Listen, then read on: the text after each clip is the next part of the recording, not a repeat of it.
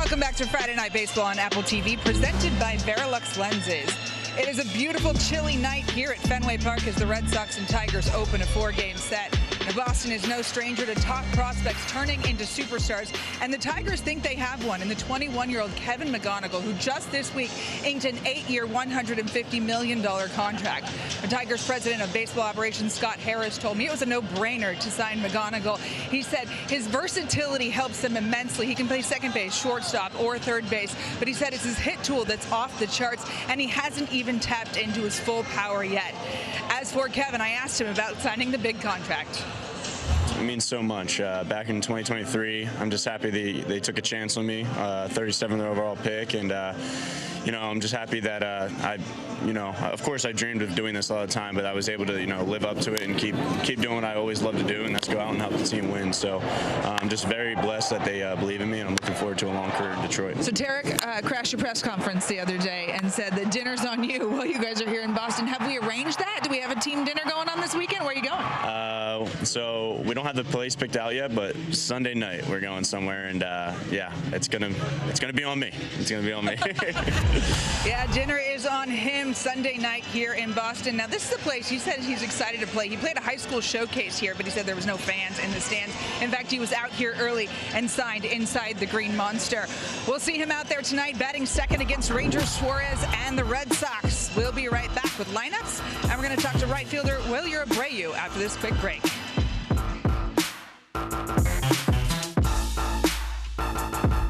One base hit, and this game would be tied in the bottom of the ninth inning. Popped up, should end it. Tigers win game one. Bases loaded with 2 down. Red Sox trailing 5-1, and Poppy gets in. Hard hit into right. It's gone. It's into the bullpen. This game is tied. This game is tied. That's a base hit. Red Sox win it. This series tied. The Red Sox have taken the lead. Napoli gets Verlander here in the 7th. In the air to right. Tigers have evened this series at 2 apiece. Popped up, and with this, the Red Sox win Game 5. Down the line, toward the wall, Shane Victorino with a grand slam, and the Red Sox have the lead. Swung on and missed. Hey, let's go to the World Series. The Red Sox have won the American League Championship. Exciting times in the 2013 American League Championship Series. We bring you our Goodyear drone cam with the beautiful shots over Fenway here tonight as the Red Sox and Tigers open up what is a 4-game series over Marathon Weekend here in Boston. The Red Sox ready to take the field. Their right fielder, Wilyer Abreu, standing by with Heidi Watney. Yeah, well, you're off to a hot start this season. You played well in the WBC. Did that help you carry your offense into the season? Yes, I think the focus that I have in the WBC is the same focus that I have right now, so I feel pretty good. Team started off a little bit slow. They seem to be doing better lately. What needs to happen for this team to go on a run? I think consistency. I mean, we start a little slow, but it doesn't. It's a long season, so we start slow, but we're getting on the time. So I think it's just a matter of time. All right, just a matter of time. Thank you so much, Wilyer. Yeah, thank you. Back to you, Wayne. Well, Wilyer Abreu has not needed any time to get going this season. He's hitting .333, waiting for his teammates to catch up. Well, I love what Heidi said about the WBC. He had a ton of swagger and a ton of confidence. I think he just bridged that over into the regular season. But they need a couple more guys to really get going in that lineup. But I love what he said. It's a long, long season. And you can turn it around starting tonight. The Red Sox hoping to get things going here at home. They haven't played that many home games yet. 12 of their first 18 have been on the road. A lot of their April games on the road overall. So we see A.J. Hinch, former manager of the Diamondbacks and the Astros. He has been running things in Detroit now for the last handful of years. Back-to-back postseason appearances. The Tigers looking to get back there for a 3rd straight year. The Red Sox trying to get back for a 2nd straight season. After winning 89 games last year, they were one of the wild card teams in the American League, led by their manager, Alex Cora, just like the Tigers were as well. In fact, both teams clinched against each other in the final weekend of last season. Well, you know what I loved about these managers? They keep it in perspective. Former players, they understand the grind of the season. There's going to be ups and downs, but he wants their players, both these guys want their players to really run their locker rooms, But Alex Cora said he needs to be a little bit more hands-on because he has a younger group. But once he sees these guys turn it around, he's going to let them control the locker room. Of course, Alex Cora, former bench coach under A.J. Hinch in Houston. We all know what happened there as we see the Red Sox left-hander. Now, he says he wants to be known now as Ron Harris Suarez, but you could still call him Ranger Suarez if you'd like. Call him whatever you want to with that much chips and dip in his pocket now. And he's a front-line ace. He deserves it. But I love what I saw from him last start. Mound presence and execution, especially with that sinker to the arm side, very, very important. Now, he's not going to blow the doors off anybody, especially with the velocity, one of the lowest ones in starting pitchers in the Major League Baseball, but the command needs to be there, play off that changeup, and that cutter also needs to get the right-handed batters off that fastball away. Have you ever tried to quantify the number of chips and the amount of dip that you can get with $130 million? You don't flinch when they say guac is extra, that's for sure. The Tigers lineup is brought to you by BetMGM. You see the kid McGonigal hitting in the number 2 spot in the order. Jahmai Jones batting third today with the lefty on the mound. More of a left-handed pitcher lineup in there for A.J. Hinch today. No Riley Green, no Kerry Carpenter. So the Tigers with some of their better left-handers available to them on the bench as we get going here on this beautiful but a little cool Friday night here at Fenway Park. Beautiful Boston night. Don't be like that. Just a little bit of clam chowder to warm us up. You were the one shivering. That's what hand warmers are for. Exactly. Gleyber Torres will lead things off for the Tigers tonight. A Tiger team that has made some changes on the pitching side, but largely a lot of the same offensive players that carried them into the postseason last year, despite that blown division lead, historically blown division for the Tigers as Torres takes ball 1 to get things going tonight. It's funny how the Tigers had a great second half in 2024 to make the wild card out of nowhere. As Torres hits a chopper to the shortstop, Trevor Story will handle that for the first out. Last year, the Tigers looked like they're running away with the division, end up as a wild card team, but it all ended up in the same, knocked out after 5 games in the American League Division Series. But maybe this is the guy to get them over the hump once and for all, Kevin McGonigal. McGonigal's hit the ground running, and I love how A.J. Hinch talked about how he won the locker room over. Says this guy's got to be on our roster. The contact to damage ratio has been excellent. Bat-to-ball skills as well. He is a Philadelphian through and through as he swings and misses here. Idolized Chase Utley growing up as a Phillies fan. Brings a lot of that attitude and swagger with him even as a 21-year-old. Trying to get his feet wet at the major league level as he socks this one toward left center field. He has the first hit tonight, and McGonigal just keeps on hitting. Just like his idol Chase Utley, it doesn't matter if it's a right-handed pitcher or a left-handed pitcher. He allows the baseball to travel deep. Excellent bat-to-ball speed. Love the toe tap, stays on balance. And that's something beyond his years, Wayne, being able to handle that sinker in off the plate. Not too many lefties, especially batters, veteran or rookie, can handle that type of pitch and keep the baseball fair. Batting .319 now after that base hit. Has more walks than strikeouts as a young hitter. He's been impressive, and here's a rocket toward the monster. Jahmai Jones has one right off the wall. Heading to third base, McGonigal to second. Jones sliding. He's safe.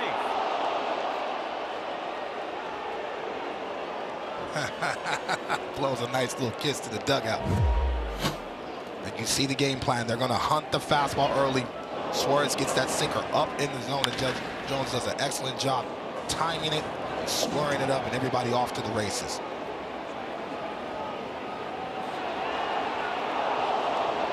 The Red Sox want to challenge this play at second base. Marcelo Meyer taking the throw, and I don't know that the tag is necessarily there. We'll see as Jones goes with that headfirst dive into second. Looked like Meyer might have caught him on the elbow as he was sliding in on the right-hand arm. The Red Sox are hoping using a challenge very early in this game on this play at second base, with Meyer thinking that he had the tag down on Jones. Only the second hit so far this year for Jahmai Jones. Kind of a hunter against left-handed pitching especially. We'll have a replay review powered by Zoom on a bang play. No, he got the finger. So Meyer tagged that finger, it looked like, before Jones touched the base. After review, the call on the field is overturned. The runner is out. Boston will So the Red Sox challenged correctly, and Jahmai Jones cut down at second base. Nice job by the Red Sox to get that ball in as quickly as they did. Also key, especially in this ballpark, knowing how that ball bounces off the wall, being able to get that back in there and throwing it to the right base to get that out at second. It was a good throw from Rafaela after all, and Suarez applauds the infield and the outfield there to get that out. Two-way as Dylan Dingler takes ball one. Good start with the bat for Dingler, known for his glove. Was a Gold Glove winner in the American League last year. He's the first Tigers catcher to win a Gold Glove since a guy that you were pretty familiar with. Pudge Rodriguez won it in 2007. This young man's athleticism, not only offensively, but behind the plate, obviously with pitch receiving, blocking, he can do it all. Pops this one toward the right side. Looks like it's headed for the tarp, and jumping over that tarp, trying to hang on to it. Contreras, I don't believe he hung on to the ball, though, as Contreras absorbs that contact, falls over top of the tarp, and could not hang on to the baseball.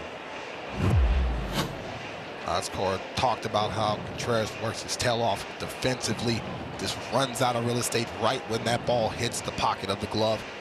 Really difficult to keep that down, still know where you are in the field, especially with this short foul territory. You run out of room really fast. Really, that ball popped out before he even made contact with the tarp. And Contreras battling some back issues over the last week, says he's okay. 1 ball, 2 strikes now on Dingler. And a swing and a miss on the ball in the dirt. Strike 3. Wong will get the out at first, and that ends the inning. Couple of hits for the Tigers, but no runs. Suarez works out of trouble.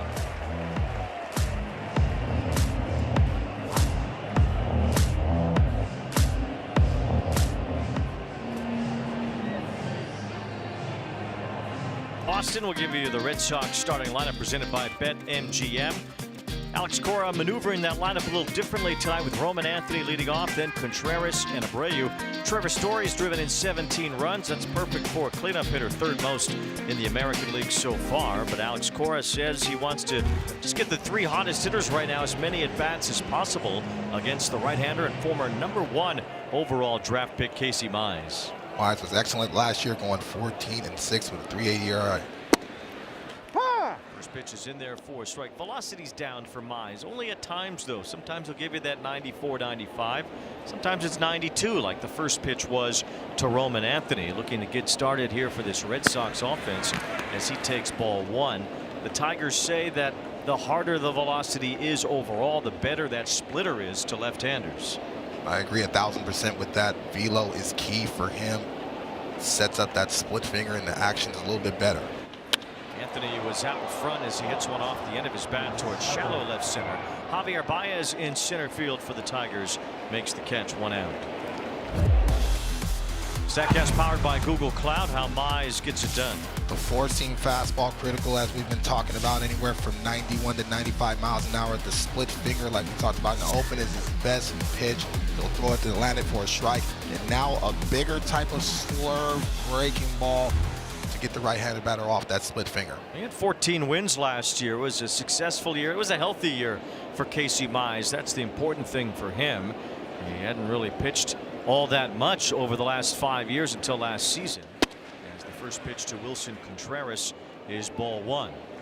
Contreras coming over in a trade during the offseason. The Cardinals to the Red Sox, and he's blossomed in Boston so far, hitting .298. His attitude plays here. You know, sometimes Contreras gets a little excited. Tigers wanted to check on that last swing, but he didn't go around. 2 balls and no strikes, and he's played a really good defensive first base.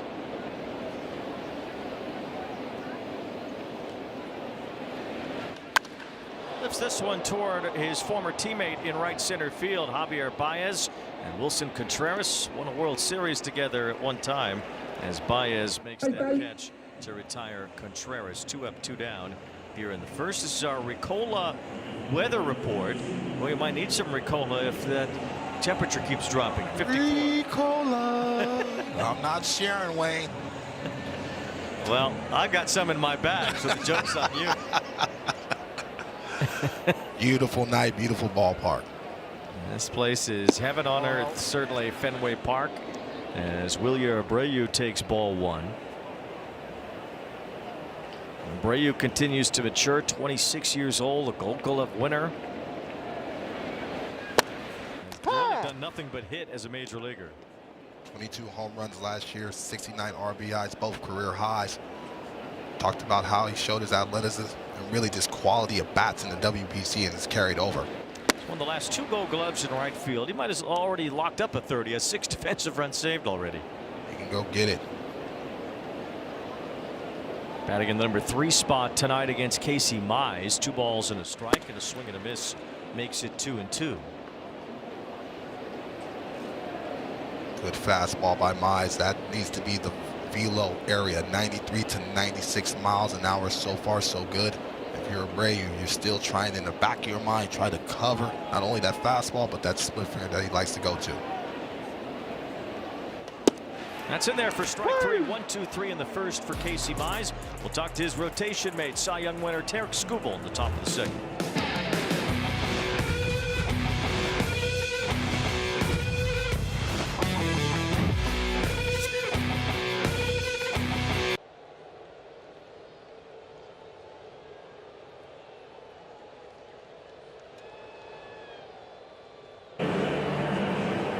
Top of the second at Fenway, the Tigers and the Red Sox here tonight. Tarik Skubal was the Cy Young winner in the American League once again. 2 in a row for Skubal, a 2.21 ERA, a dominant year. Garrett Crochet of the Red Sox, the runner-up, although the 2 will not match up this weekend. Tarik is pitching tomorrow. Crochet will pitch on Sunday. And a strike to Matt Vierling, with Tarik Skubal joining us here in the second inning. Tarik, do you wish you kind of did get to match up one-on-one with Crochet? Yeah, always. I think, he's one of the game's best pitchers, and it's a ton of fun to compete. To watch him go out there and compete, but obviously to get the chance to compete against him would be fun as well. Tarik, Dontrell Willis here, man. Thanks for joining us, brother. Listen, I'm a huge fan of you, but even a huge fan of your mechanics in that big leg kick. How much do you work on that? I know you're a stronger guy, but how much is it mechanical as well? Yeah, I don't really know where the leg kick started. I was talking to our bullpen catchers, and he was like, "My idol's here today," and I'm like, "Who's that?" He's like, D-Train, and I'm like, "Oh man, I don't remember how it started, but I'm like, I don't remember thinking like you were the guy, but you might have been the guy, for me, with the high leg kick lefty." So stop it. We need to work on your heroes. We can give you the credit right now. But yeah, it's something that just kind of has always synced me up. I feel athletic, as I don't really know if it's an athletic move, but I feel athletic and I feel like I flow. So it's something that I like. 2 Cy Young awards in the last 2 years. You're at the top of your game right now. How much do you think about your evolution as a pitcher moving forward compared to how much you think about just maintaining what you've done? Yeah, I'm always trying to get better. Each and every day is an opportunity to get a little bit better. I think that's if you do that over the course of a season, and then you look back and you've done it over the course of 3, 4, 5 years, I think you're going to like where you're at. So I'm always trying to get a little bit better, whether that be mentally, physically, pitch shape, tinkering with grips. I'm always trying to get a little bit better. The fly ball to center from Wencel Perez, as Rafaela has that 2 outs. Now Justin Verlander's back with the Tigers. He's won a Cy Young in that uniform, as have you now twice. What kind of conversations do you have with Justin about what you just said about moving forward and evolving as a pitcher? Yeah, I've talked with him about how he goes about it, what he looks for in hitters, how he approaches certain guys, certain counts, certain situations, all that stuff. He's also got an MVP, so that's something that I think is incredible as a pitcher, in the city of Detroit. And but he's a Hall of Famer, right? So anytime I can ask him a question about anything, I do, and he's an open book with me, which I really appreciate. Tell me about the mental makeup about this ball club, because you guys lose the division but then turn around and bounce back and beat your rivals in the playoff. Just tell me about something about the background of this team. Yeah, obviously the last couple months weren't the baseball that we were, that we expected to play last year.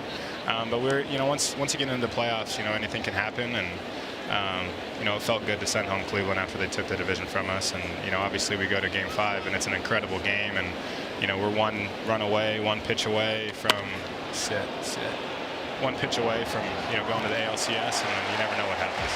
Well, unfortunately, this was a very quick inning, but we thank you for your time. Tarek Skubal, the 2-time Cy Young winner. Yeah, I appreciate it. Thanks, guys. Friday Night Baseball on Apple TV is presented by Capital One. Since establishing the Capital One Walk-Offs program, Capital One has committed over $1 million to the Jackie Robinson Foundation. Capital One Walk-Offs program will return in 2026, with Capital One donating $1,000 to each walk-off this year to the Jackie Robinson Foundation. Well, when the Red Sox wear these Fenway greens, their City Connect, you can almost bank on a walk-off. As Trevor Story leads off the bottom of the second. The Red Sox won 6 times last year wearing these jerseys, and all 6 were on walk-offs. I like them too. Homage to the green monster. 1 ball, 1 strike. Well, if you have to wear an alternate, this is a good one. I like the Red Sox home white with the red letters, though, when you come to Fenway. But they certainly match the motif with the green monster here at Fenway Park in these Fenway greens. 1 ball and 2 strikes now on Story. That one Dingler. Trevor Story's such a big part of this offense, and really a huge catalyst last year. Had a really solid year, stayed healthy for the most part, 2-time All-Star, Silver Slugger. Well, one of those walk-off wins in these jerseys last year was the postseason clincher against the Tigers in the final weekend of last year. Cedar Rafaela with a game-winning triple to cinch the Red Sox playoff berth. 2 balls, 2 strikes on Trevor Story. Times last year the Red Sox had a bumpy season. It wasn't a perfect all the way around. It certainly hasn't been at the start of this year, but most people believe the Red Sox are going to get back to where they were toward the end of last season. Story gets punched out by Mize. 1 away here in the second. This was the 6th of those 6 walk-offs in the Fenway greens. Rafaela off the center field wall as the Red Sox clinched a playoff berth. Friday night in Fenway, always electric. Rafaela is part of that core that they believe is the future, athletic and talented. Red Sox were knocked out by the Yankees in the wild card series last year, and then New York got taken care of pretty quickly by the Blue Jays, who were the ultimate team in the AL East last year. It's wide open in the American League East once again this year as Jarren Duran stands in and swings through that pitch up in the zone. 1 ball, 1 strike. The Rays are in first place right now. Toronto's had a bumpy start after their World Series miss last year. And the Orioles trying to figure it out still with some younger players, although they've added some veterans there. 1 ball, 2 strikes on Durant. Doesn't seem like anybody's going to run away with that division this year, if not anytime soon. Well, you're still waiting for the Blue Jays to get healthier. Some core guys in this lineup for the Red Sox to really get it going. Durant's one of them. Led all of baseball in triples the last couple of seasons. You love his athleticism, and Alex Kohler talked about how important it is to get him going so they can start the running game as well. He thought about putting Masataka Yoshida in the lineup today, but Yoshida, who was 3 for 3 in his career against Mize, was ultimately left out in favor of Duran, who strikes out here. So that's 3 straight strikeouts for Casey Mize. And the first 2 outs in the sitting. That splitter had some juice to it. Yeah, that pitch had some teeth on it, but it's all set up by the fastball command. Excellent hand and arm swing with that pitch. Doesn't give any inkling that a secondary pitch is coming. Lefties just have not done much with Mize so far this year. A combined 6 for 42. A couple of men retired already today. Here's Rafaela as he gets turned around on the check swing. A bump into with Dingler. And Dingler, entitled to the ball there, will have a chance to make the out, which he does to end the inning. 1, 2, 3. Welcome back to Friday Night Baseball on Apple TV, presented by Verilux Lenses. Tonight's odds, courtesy of BetMGM. We are looking at the AL Rookie of the Year odds. Guardians chased a lot or started the season on fire, but it's the Tigers' Kevin McGonigal that's turning heads with his play, both offensively and defensively. President Scott Harris said his ability to move around the diamond so the Tigers can deploy their optimal lineup is huge. He's played mostly shortstop and third base, but he can also play second base, guys.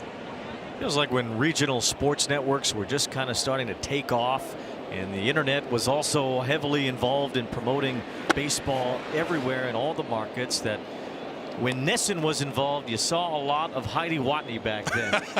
She was the sideline reporter for the Red Sox.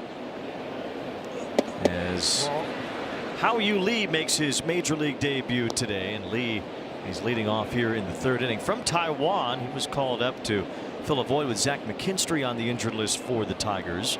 They say Lee can really mash against left-handed pitching. That's why they wanted him now, as the Tigers are in this stretch where they face a lot of lefties, including Crochet on Sunday. We walked in the locker room before the manager meeting. It was a buzz around his locker with his teammates, and so he feels welcome.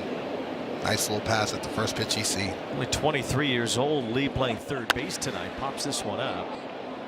Major league debut at Fenway. Pretty cool, but Lee is retired on the first opportunity at the plate.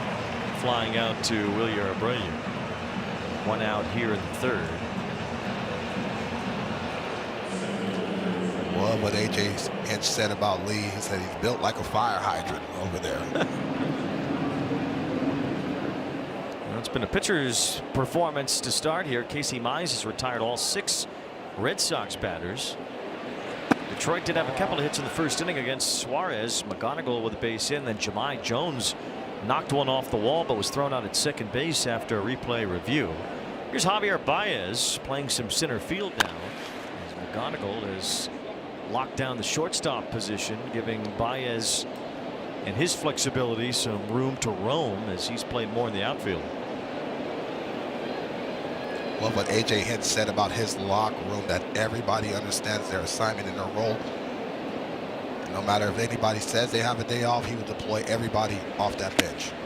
It's probably going to be the case today with the lefties on the bench. You have Green, Carpenter, and Keith all not the lineup today. And as soon as the Red Sox put in a right-hander, you can probably bet that at least a couple of those guys will get in there for the Tigers tonight. Green is the only regular for the Tigers that hadn't had a day off until today. So A.J. Hinch just trying to get each of his starters one day off in the early part of the year before you really get into the teeth of the schedule. You see Baez still working on that long contract that he signed, 6 years, $140 million. One of the richest contracts in Tiger history, although recently passed by McGonigal's extension. 1 ball, 2 strikes the count on Baez, who taps this one up the middle. It's Marcelo Meyer making the play to first. 2 up, 2 down here in the third. Score big on Authentic Gear at MLBshop.com. From official jerseys and memorabilia to hats and hoodies, we've got the season covered. Scan the QR code or visit MLBshop.com, the official source for your favorite team gear. Venezuela winning the World Baseball Classic. Certainly a lot of flair from both of these teams representing Venezuela, including Gleyber Torres of these Tigers.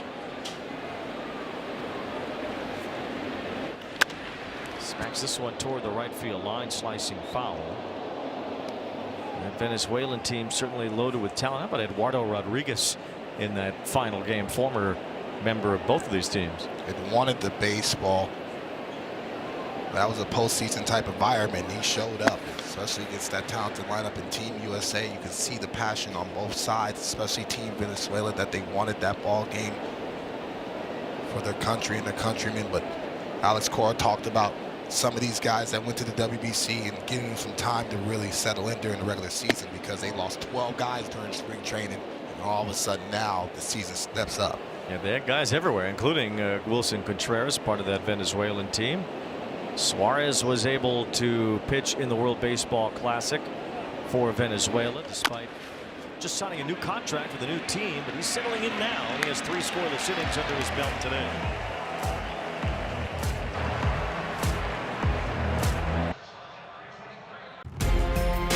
Time for Jackie Facts, presented by Capital One. Over his 10 seasons in the big leagues, Jackie Robinson stole home during the regular season 10 times. But the most famous, of course, came in Game 1 of the 1955 World Series, sliding by Yogi Berra.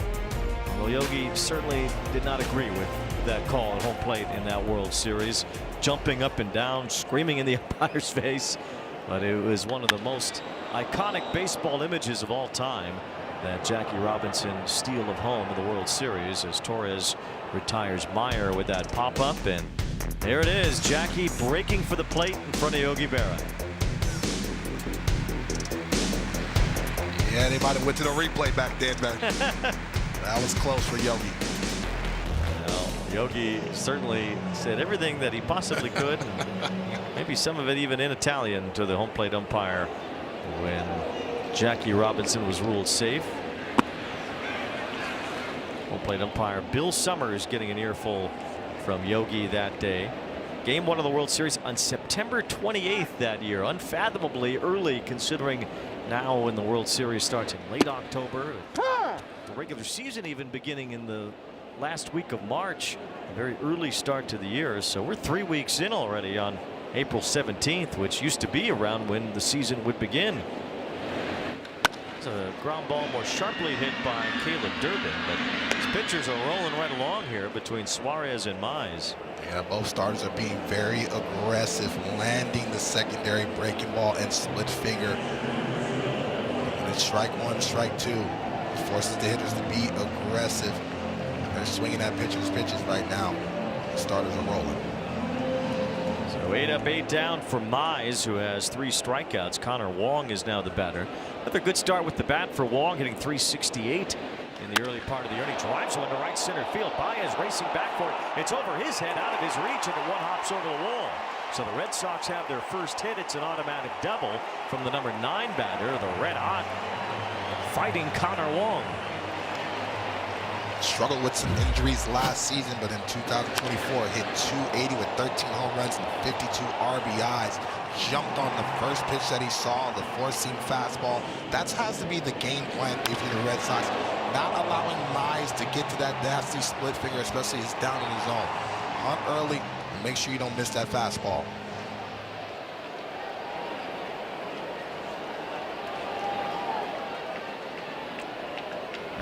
Mize allows a base runner for the first time, now turns the lineup over to the DH. The leadoff batter, Roman Anthony, looks at a strike. Alex Cora says in a perfect world he would not hit Anthony, Contreras, and Abreu 1, 2, and 3, but he really wants to get this lineup clicking. And what's been a slow start so far for the Red Sox, although of late they've been able to put up some runs. They've scored 6 or more in 4 of the last 5 games. A chance for a run here after their first hit of the game, as Anthony was only able to fight that one off. Nice pass by Anthony. Saw something like, and that's the difference. Baseball's a game of inches. When he's on fire, he's able to barrel that baseball towards the monster. It was impressive as a rookie last year until he got hurt. Still just 21 years old. That 8-year, $130 million contract. But he swings and misses as Casey Mize has been outstanding to start. That splitter has been sharp, and Anthony goes down to win the 3rd.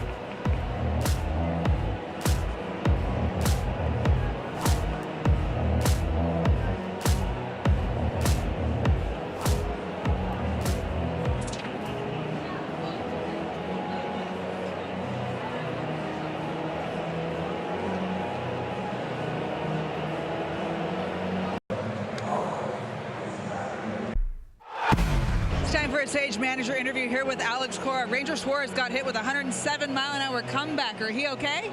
He's fine. Tell you what, I've been around this game for a long, long time. I've never seen a pitcher feel the way he does. He's very relaxed too doing it, but you know, we got lucky there, and he's thrown a great game.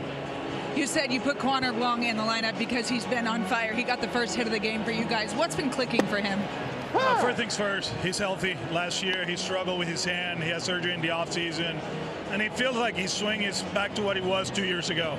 Hunting fastballs, getting on top of it, and hit double hard. Thanks, AC. Thank you. Alex Cora impressed with Ron Hair Suarez, Ranger Suarez, whatever, however, Mr. Suarez. Should be Mr. Gold Glove winner. He really is a great defender around the mound. He plays the game at his pace. He never seems to rush the mound presence, even when he got that comebacker, took his time. I just love that. Sometimes in environments the game speeds up, but ever since St. Louis, you can tell that he feels good mechanically. Well, he's normally a ground ball pitcher, and if you're going to do that, you want to be able to field your position. You get a lot of comebackers that way. 53% ground ball rate in his career, an all-star a couple of years ago as a Philly. 2024, he started the season 9-0 with a 1.36 ERA. He was an easy all-star choice that year. And also having an understanding of how your stuff plays off the rest of the rotation. When you have a Zach Wheeler and a Sanchez, guys that can run it up there with high velocity, you can use that if you're sandwiching between them to get the hitters off balance. Every pitch looks enticing, but if it moves or cuts here, that's how you get a lot of ground balls, especially down the zone. Full count of McGonigal and a called third strike. A nasty breaking ball from Suarez to strike out McGonigal. Well executed sequence. He throws the sinker before this to try to get McGonigal going, and then all of a sudden, hasn't seen one breaking ball the whole at bat, changes eye level and velocity, and locks up one of the better younger hitters in all of baseball. And McGonigal hasn't struck out very much, only the 11th time. Quick out here with Jahmai Jones rolling it to Story. That running throw that Trevor Story has perfected. 2 up, 2 down in the 4th. Always liked watching Nomar do that here at Fenway, that running start to first, making that perfect throw. Nomar, one of my favorite guys watching. Get a chance to work with him on another network, and he hit a home run off me and then signed me a bat. I still got it in my garage. That's the type of guy Nomar is. You could say it's for the Dodgers. Pretending. Dylan Dingler with 2 outs takes ball 1. I don't know what you're talking about, Weezy. Dingler struck out his first time. You know, we only do these games one day a week. You got to do something else on the other day. You know I got to do something else on the other days. 1 ball, 1 strike on Dingler. Suarez with a couple of strikeouts, but a handful of ground ball outs so far tonight.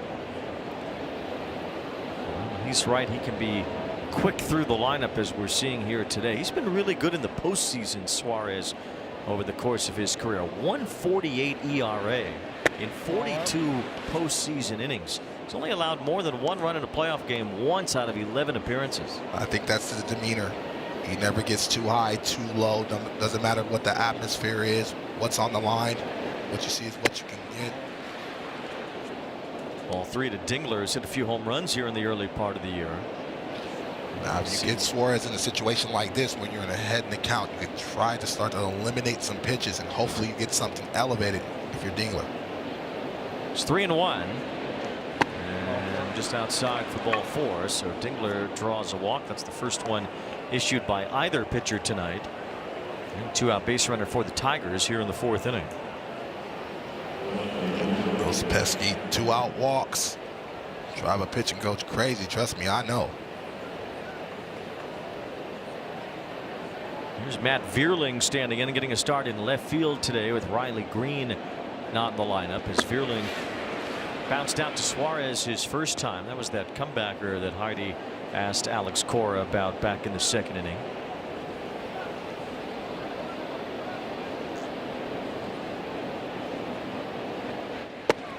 Ball lands for a strike to Vierling. Vierling very versatile. Can play third base, left field, center field, as well as right field.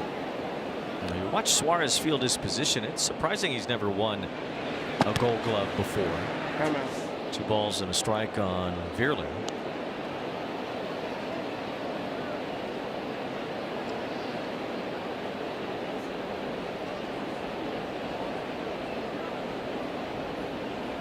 Short lead at first for the catcher Dingler over there with 2 outs. And Vierling trying to go the other way, grounds it to Marcelo Meyer, which ends the inning.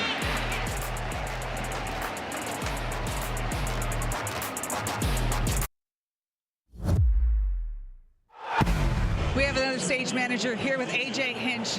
Casey Mize only giving up the 1 hit. What's working so well for him tonight? You know, they've come out really aggressive against him. He continues to try to beat him in the zone. Split's good. The velo's up. He's really attacking them, which is a key in this ballpark. You know, we've talked so much about Kevin McGonigal tonight, but he steps in first at bat at Fenway Park and lines a hit into left field. What makes him so special? Well, nothing really rattles him. You know, he cares about his game planning. He cares about going out and competing against a pitcher, and he's executing everything. And right now, he's in complete control of everything he's doing on the field, and it's one of the reasons we love him. Thanks, AJ. I see a twinkle in AJ's eye when he talks about McGonigal. You know what I mean? It's almost like a proud dad, and rightfully so. This kid's got a lot of talent and some serious tools. Well, kind of what it is for the Tigers. AJ Hinch brought in as manager. You know, we know how it ended for him in Houston, but was certainly a decorated manager during his time with the Astros. Scott Harris, the general manager for the Tigers. They wanted to build something important there, and how they referenced it was acquiring, developing, and retaining young talent. They wanted to create a culture of development throughout the organization, and they wanted to dominate the strike zone on both sides of the ball. That's what they said the three big things were for them as they put this kind of program together to get the Tigers back to being one of the better teams in all of baseball. And it's worked, and the Tigers are still kind of growing into the new normal for them. As Contreras takes ball 3, but they've been a playoff team the last 2 years. Well, they had to fight for it in 24. They had to fight to hold on to it in 25. And now they're trying to establish themselves as a team that could win the World Series. Well, even during this winning streak, you look at the starting pitcher, and their ERAs are 1.9 coming into this ball game, and so love what you said about controlling the strike zone, whether it's the bullpen arms or the starting rotation. I always believe that it starts and ends on the mound, and so, but the core of the offense, their experience, even though they're young. Wilson Contreras gets hit a lot, not just by the Brewers either. He gets hit, period. That's why I said, oh no. And he has been hit by a pitch here. A former catcher, he can handle some blows as a batter as well. Fastball just getting away from Mize. Sometimes you overthrow it, trying to go in and making sure you're not missing out over the plate. Contreras now hit by 40 pitches since the beginning of 2024, which is second most in the major leagues. There's a strike to Wilyer Abreu as the Red Sox have their leadoff man on for the first time tonight. Abreu struck out looking his first time. Mize with 4 strikeouts overall today. Up and into Abreu, and now 1 ball 1 strike with Contreras at first.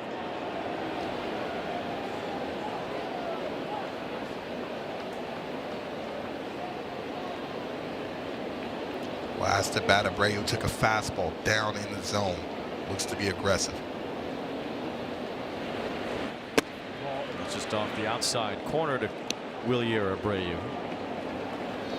Really good start to his season. Had a couple of home runs for Venezuela in the World Baseball Classic as they won their first ever championship.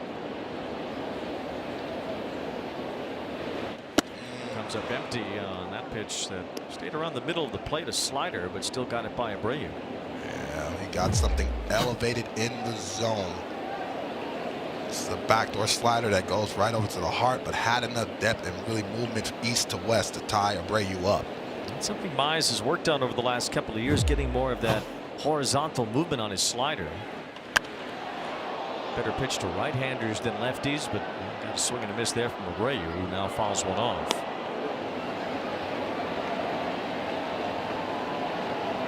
Very important for Mize to add that element. We know he can go north and south with the four-seam fastball and the split finger, but he shows that ability to be able to land that breaking ball on both sides.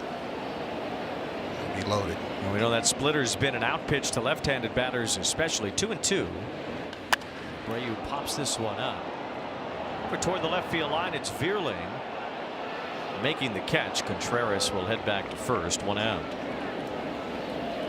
Red Sox and Brewers played already this season, and with Wilson's brother William Contreras behind the plate, a pitch up and in from Brandon Woodruff hit Wilson Contreras, and he was upset at the Brewers because they continue to hit him. A hard slide into second base a few moments later against David Hamilton, the former member of the Red Sox. This is kind of also comes with the territory when Contreras is involved anyway. And how many times is one team going to hit you? It's a lot of history.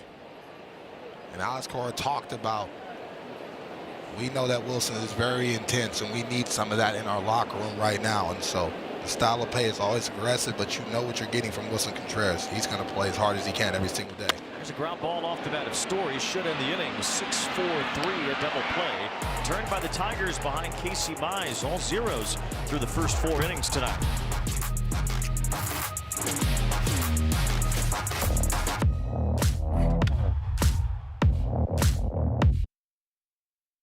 Formula One brings the heat to South Beach with the Miami Grand Prix. Don't miss any of the drama and thrilling wheel-to-wheel action. Watch it all live May 1st through May 3rd on Apple TV, the new U.S. home of Formula One. And so Perez will lead off here in the 5th inning already. And Suarez and Mize go toe-to-toe, each through 4. And there's not been a lot of offense so far. 2 hits back-to-back in the first inning for Detroit. None since Jahmai Jones got thrown out at second base trying to stretch into a double in that first inning. And the Red Sox only have 1 hit, a double by Connor Wong. Here's a ground ball sharply hit, but right at Caleb Durbin, soaking it up at third base. Contreras stretches for the throw. That's 1 away here in the 5th. Yeah, so far both starters have been excellent in providing ground balls like you just saw right now, and really getting swing and miss in key times. Both starters are also working at their pace, and so they're controlling the narrative. They're controlling the game. And right now, we got a nice little pitcher's duel. Our drone cam setting up these beautiful shots around Boston. We need to get one, Wayne. Need a drone cam? We need to get one, man. We got one. That's that one. No, but I want to share one. That'd be fun to learn. Come on, man.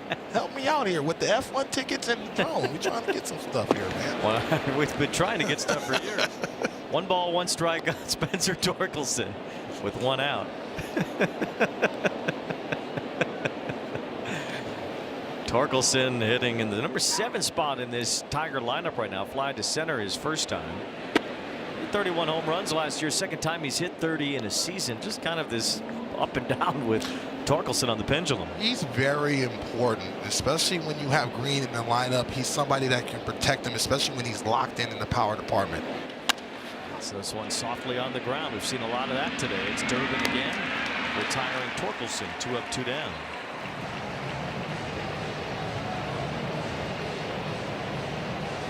Six of the last 7 outs for Suarez have been groundouts. I mentioned it earlier, a 53% ground ball rate. It had only been 45% in his first 3 starts. Still pretty good.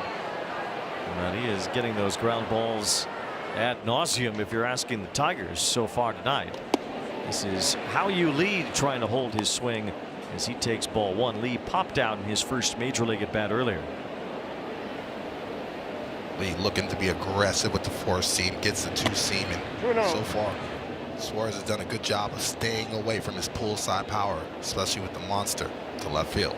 Tigers entered today with the fewest plate appearances in the majors against left-handed pitching.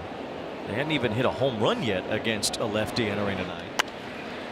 Hoping Lee could provide some pop from the right side with McKinstry out. Tigers, they love having these guys who are versatile, can play all over.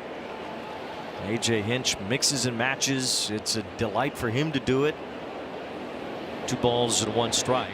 Here's a drive right center field. Hit well. This is Rafaela out toward the warning track. Hauls it in just before the wall. Lee gave it a ride, looking for his first big league hit, but Rafaela says no. So the Red Sox continue to put the Tigers down quickly. Already halfway through this one. No score at Fenway.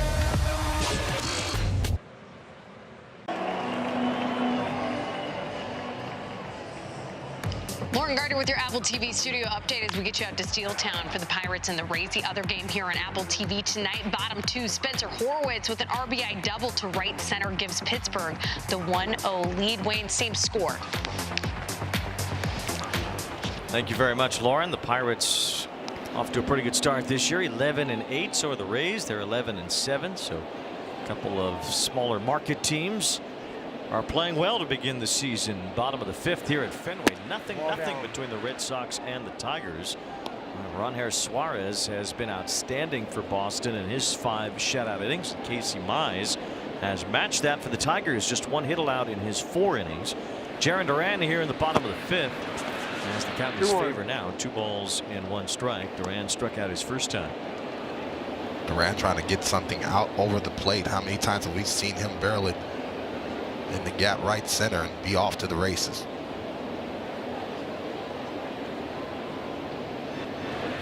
Wave and miss as Duran chased that splitter out of the zone. 2-2.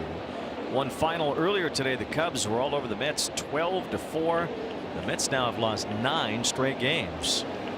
And it seems to be the Mets are Metsing a little early in the season right now. That is a big mess happening in New York. Cubs hit a few homers today. Nico Horner off to a great start after getting his contract extended. Duran punches 1 foul. 2 balls, 2 strikes. Jarren Duran's been up and down himself throughout his major league career. Put together a really nice season last year for Boston.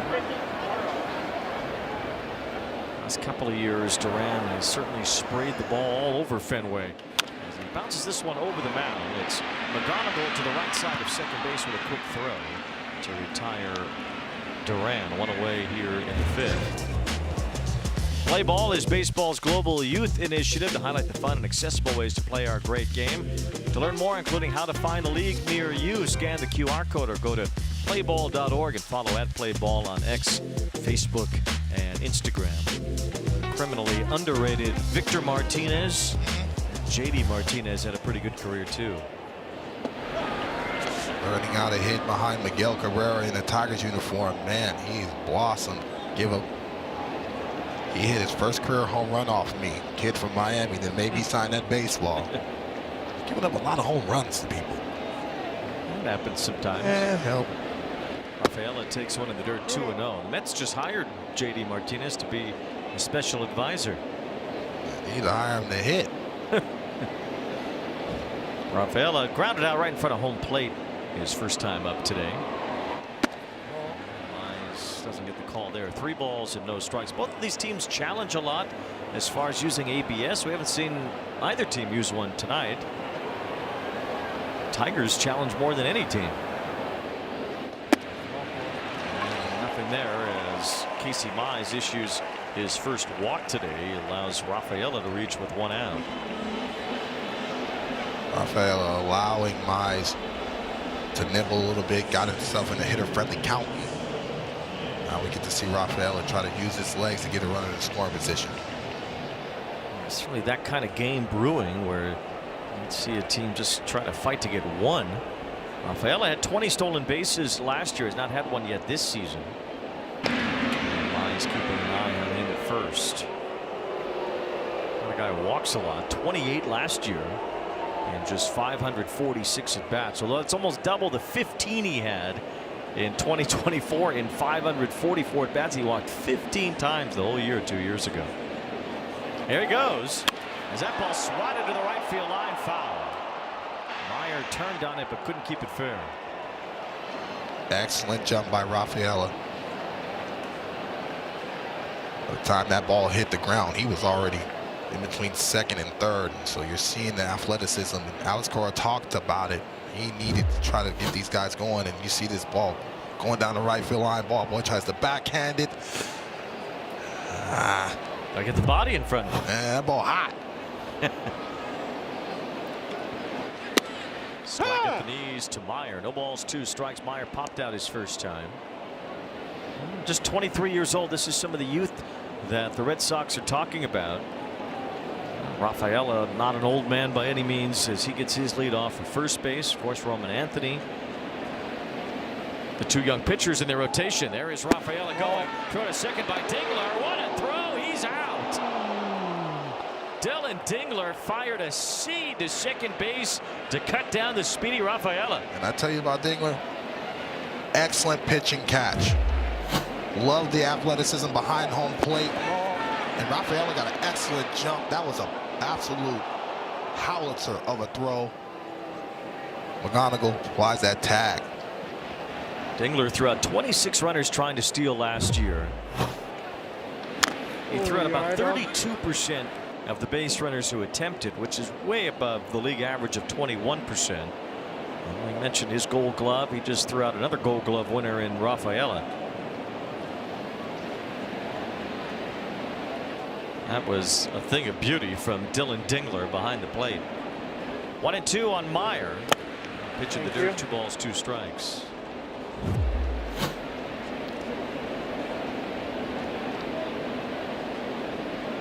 That pop time was absolutely excellent.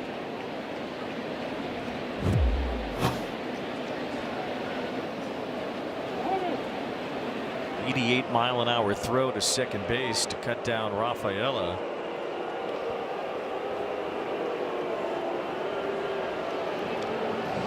Key situation right here. I love this by Dingler to be able to say, okay, where you want to go right here. Meyer fouled out some tough pitches already earlier in the bat. Do you want to go breaking ball? Do you want to speed his bat up? Do you want to change eye level? Especially how this game is going. It feels like 1 or 2 runs is going to win it. Pop time was 1.85 seconds for Dingler. It was right up there with the best in the league. 2 balls, 2 strikes on Marcelo Meyer, and that's just off the outside corner. Ball 3. 96 on that fastball from Mize. So overall, his velocity had been down entering tonight. Mostly been pretty good with that fastball and the harder splitter in this one too. 3-2 coming, and that's strike 3 call. Casey Mize is cruising. So is Suarez for the Red Sox through 5 in a pitcher's duel. Time for Jackie Facts, presented by Capital One. Jackie Robinson's number 42, permanently retired by Major League Baseball, and then Commissioner Bud Selig, April 15th, 1997, the 50-year anniversary of breaking baseball's color barrier. It'll be 80 years next year, Jackie Robinson Day, April 15th, and that number 42 all across Major League Baseball. It's Javier Baez. It's a soft line drive. Meyer falls forward to make the catch on the fly. 1 away here in the 6th inning. You know, there's some really sad news in baseball on the West Coast today, and if you think about the Angels and the Red Sox, a lot of battles in the playoffs in the 2000s. Garrett Anderson was an incredibly good player for the Angels over the course of many seasons there, had over 2,500 career hits, passing away at just 53 years old, which coincidentally was the same age of his favorite player, Jackie Robinson, who also passed away at age 53. When I think of GA, this pure class, always had a smile on his face, and a pure gamer, he will be missed. There's a little tapper in front of the plate, calling for it. Wong grabs it from Suarez and gets the out on Gleyber Torres. 2 outs. Garrett Anderson was the All-Star Game MVP your rookie year in 2003, winning that at the home of the White Sox, which is now called Rate Field. He was a World Series winner the year before in 2002, and as someone who spends a lot of time around the Angels organization, a beloved, cherished member of that organization, one of the great players the Angels ever had. And I can only imagine being away from the team today, the heartbreak that is occurring at Angel Stadium tonight as they pay honor and tribute to GA tonight at the Big A, because Garrett Anderson is everything that you want to be remembered for and valued as a big league player or even as a person. Well said, Wayne. 2 outs here in the 6th inning. Kevin McGonigal is 1 for 2 with just 1 of the 2 hits off of Suarez. As that breaking ball misses, 1 ball, 1 strike. McGonigal and Jones had back-to-back hits in the first, but Jones was thrown out at second, trying to make his a double, and the Tigers have not had a hit since then.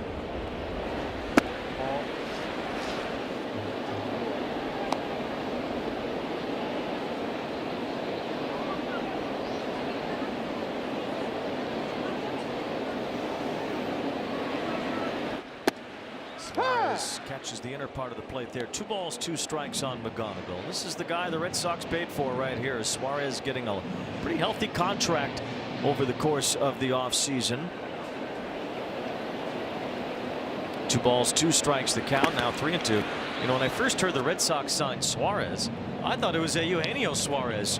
You know, there seemed to be a hole at third base. The Red Sox acquired Caleb Durbin later in a trade. But instead, the Red Sox spent the money on the pitcher, on Ranger Suarez, who has a great career behind him as a Philly. And having one heck of a night here at Fenway. as he gets McGonigal to fly out to left, and it's 6 shutout innings on 65 pitches for Suarez tonight.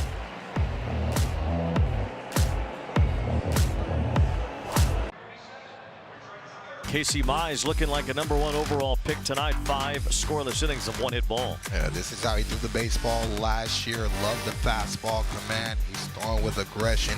We talked about it all game long. That nasty split finger has played. He was an all-star last year, Casey Mize, as he made a 14-game winner out of himself. Career high in victories for Mize. This is inside here. Ball 1 to Caleb Durbin, who leads off. Mentioned the Red Sox needing a third baseman in the offseason. We all know how the Rafael Devers story turned out, and it turned into Caleb Durbin joining the Red Sox via trade from the Brewers after Alex Bregman left in free agency. Well, Durbin maybe not necessarily welcomed by Red Sox Nation after having Devers and Bregman at that position. The Red Sox are hoping Durbin can at least lock that position down for now. He was a capable player for the Brewers last year, and he was 3rd in the National League Rookie of the Year vote. Athletically gifted, defensively, just struggling at the plate right now, but it's a long season to give the young man the chance to really win the fans over, really win his teammates over offensively. He has all the tools there, and I think the pitch recognition is there. But this is a slow start, and all of a sudden you start to pressure yourself a little bit to get things going. 3-1 on Durbin as he takes strike 2. Keep in mind, Pat Murphy was Dustin Pedroia's head coach at Arizona State and Durbin's manager with the Brewers. And just about any player under 5'10", Pat Murphy compares to Pedroia, but he did make the comparison. And there's a shot Pedroia liked to the left field corner from Durbin. Pedroia did that a whole lot in this ballpark. Durbin racing for second, and he has a double. See, Pat Murphy's not that far off. I told you, he did an excellent job working the count against Mize, getting himself in a hitter-friendly count. And like I said earlier in the ball game, these hitters have to start eliminating pitches, and when they get that pitch to hit, especially middle end to drive the ball, head down through the baseball, short swing, doesn't take much from him to generate power.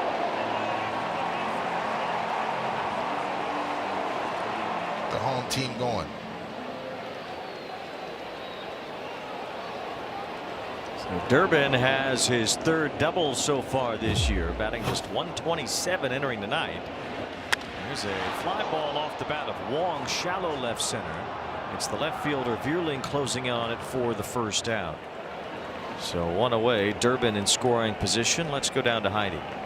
Well, D-Train, you talked about the team's slow start. I asked Roman Anthony about that. He said, we're really still getting to know each other. We have an even younger roster than last year.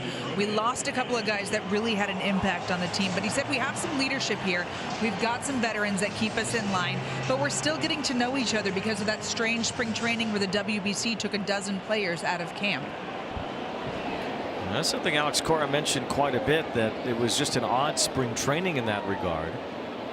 Well, certainly a fruitful one for the Venezuelans that left camp to go appear for their home country. Roman Anthony was on Team USA. The Italian team missed him, though, I think. That was a fun ride. I know the Fighting Wheezies was juice. You could have easily helped that Team Italy squad also. I know you put a bid on that espresso maker as well, too. 1 ball, 1 strike on Anthony. Situational hitting right here. I know he's looking for something to drive, but he sees that gap to left center, left side of the infield as well. We'll see if Mize tries to go in on him. Red Sox trying to break through, and just no luck on this splitter right now. He's not picking up the splitter down. Mize has already struck him out early in the ball game with that split finger down, and Mize done an excellent job not missing above the belt. Count is 1 ball, 2 strikes on Roman Anthony. 0 for 2 today. Struck out his last time. Mize has fanned 5. Throw to second base to catch Durbin as he gets back to the bat.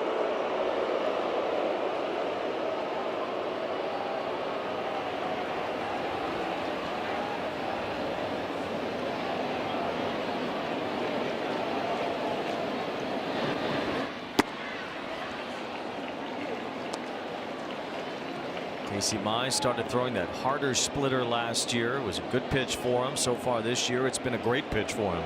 See the whiff rate starting to go up. Trusting more command and sequencing with that pitch. A.J. Hinch says that's the difference between Mize being a guy that might be a back-end type starter in the rotation to being one of the front-end guys. That and health, because when he's out there, like last year, making 28 starts, you see he's going to compile the numbers that he needs to, winning half his starts. #1 pick out of Auburn University in 2018 as Anthony hits a fly ball left center. This one sends Vierling and Baez over. Vierling's the one to make the catch shy of the warning track. Durbin heads for third. Good throw from Vierling. It might have bounced off the runner, but Mize doing his job backing up the play keeps Durbin at third. 2 down in the inning. Pitching decisions presented by Sage. Mize has 5 strikeouts tonight. Yeah, using the fastball split finger combination. We talked about the four-seam fastball up and down in the zone. Makes the hitter aggressive. He has the ability either to lock them up or get them to swing over the top of that split finger. 2 outs. The batter will be Contreras. Mize allowing just 1 run in his last start, 1 run in his first start. Got knocked around by a Twins offense that's been really good. Ask Garrett Crochet about them. As Contreras takes ball 1. Other than that, Mize has had 3 out of 4 good outings. Undrafted in high school, #1 pick in college. Only Steven Strasburg had done that before Casey Mize did it. Strike to Contreras. 1 ball, 1 strike. I love this. Sometimes pitchers get in no man's land. You still have a job to do to back up the base. Because that baseball will find you, and it did in that play. 1 ball, 2 strikes on Contreras. It's been right-handers that have given Mize a much bigger issue than lefties so far this year. So the Red Sox with a righty up. And Wilson Contreras has been good at driving in runs so far this year. That's exactly why they brought him over. Situational hitting. He's a veteran, a 3-time All-Star. He's made a living off of hitting the ball to all fields and showing power on the pull side. On a night where 1 run might be enough, Contreras trying to drive it in with 2 outs here in the 6th inning. Off the plate for Mize. 2 balls, 2 strikes. Red Sox hitting .385 with runners in scoring position over the last handful of games. They've played better after a 4-9 start. So have the Tigers, who've won 6 in a row. 2-2. Swing and a miss. Strike 3. Mize just pours the fastball past Contreras and works off that leadoff double.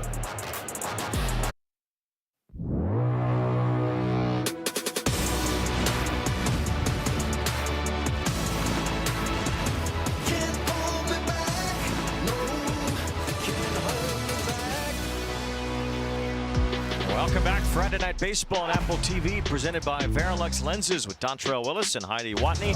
I'm Wayne Randazzo. We're at Fenway in Boston. The Red Sox and Tigers are scoreless into the 7th inning. It has been Ronher Suarez for the Red Sox, Casey Mize for the Tigers, and they have both been outstanding, allowing just 2 hits apiece through 6 scoreless innings with very efficient pitch counts.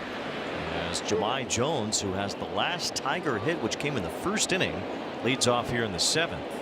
Jones did a good job in the 1st inning to jump on a fastball up in the zone. Now he's being patient, trying to work the count in a hitter-friendly one. Ball 3. 68th pitch from Suarez. Mize has only thrown a little bit more, 79 pitches in his 6 innings. So both guys have been sturdy into the later innings here already tonight. There's a strike to Jones. Dingler and then Vierling to follow. If the Tigers wanted to get their lefties in this game, well, it's going to still be a while because Suarez has mowed through this lineup so quickly. 3-2 now on Jahmai Jones. Great pass by Jones. Got himself in a 3-1 count. Saw something elevated. Here's Suarez. You're trying to stay away from his pull side power. Jones not your typical number 3 hitter. He's on his 5th major league team. He's only played about 150 games in the major leagues. 2nd round pick back in 2015 out of high school by the Angels. Took him a long time to get settled as a big leaguer, really finally breaking through last year with Detroit. At 287 with 7 home runs in 72 games. They like him against lefties especially. He takes strike 3.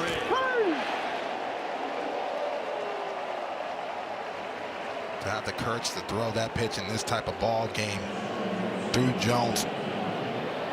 4 4-seamers to try to fight his way back into the count, and all of a sudden the breaking ball once again just locks up the hitter, changing that eye level. He's needed a called strike tonight. He's gone to that pitch. Big looping curve touching the outer half to retire Jones. Now Dingler grounds one foul past Joey Cora, the third base coach, and the older brother of the Red Sox manager, Alex Cora. Love both of those guys. Love talking baseball with them. Soft bouncer. It's charged by Story. So good moving forward. He gets the out at first. 2 up, 2 down in the 7th. Let's go to our studio. Here's Lauren Gardner. Wayne, let's get you back out to Pittsburgh for the Pirates and the Rays. Also here on Apple TV tonight. Bottom 6, O'Neal Cruz. How about this one? A 2-2 two-run shot to right center. His 6th of the season gives the Buccos a 3-1 lead. Same score in the top of the 7th, Wayne. How about that guy with the wig? You see that crowd? Bucco blast. Let's go. They are fired up. Yeah, would like to hear a good fired up crowd. PNC Park. Bringing it for the Pirates. So why wouldn't they be fired up? O'Neal Cruz is breaking out. They spent some money in the offseason. They got some veterans in that lineup, and they have one great, incredible starting pitcher out of a rotation that's pretty good behind him, too. That rotation is scary. Ball out. Ashcraft, Keller, obviously Paul Skeens. When you throw quality at him every single day, it takes a lot of pressure off that offense. Bubba Chandler pitched tonight. Of course, Skeens getting his Cy Young Award tonight. The only pitcher in baseball that can go toe-to-toe with Skubal right now is Skeens. Yeah, I'd love to watch that one. That would be a good one. Love to watch that one. 2 outs here in the 7th. These managers should think about the entertainment value, right? I mean, we have absolutely. Skubal's pitching tomorrow, but Crochet's pitching Sunday. Lock him up. I'm not gonna lie, I used to love going up against the other team's aces. I used to love it. Not fun hitting off them, but especially being in the National League. But I remember your rookie year, you faced Randy Johnson. Not fun.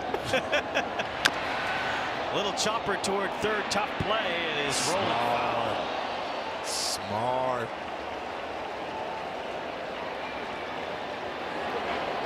Baseball savvy. Durbin knew he didn't have any chance to be able to get that baseball in time to make a throw across the diamond. Sees the spin and lets it go. It really kicked left after it hit the chalk. So the count on Vierling is full 3-2. No score in the 7th inning here at Fenway. Marathon weekend, so these teams will play through Monday, Patriots Day, with the early game here at Fenway late Monday morning. Angels played in that game a few years ago, and it was, you know, an 8 a.m. Pacific time start. A little early there. Need a little Folgers in your cup. Red Sox bullpen is up. Greg Weissert is throwing. And here's a little roller. It is a fair ball, kicked into fair territory by Wong, who throws out Vierling. Wong kept that fair, figuring he would get the out. And he helps Ranger Suarez get through a 7th scoreless inning.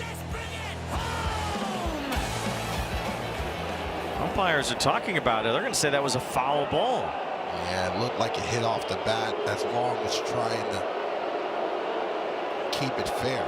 Alex Cora wants to know more about this. See if we can get a good replay of this ball as it was rolling along the chalk. Seemed that Wong pushed it to keep it fair. I don't think it hit the bat. The bat was certainly in the neighborhood, but I don't think the bat touched the ball. They're just saying that it was foul after it bounced over that chalk line.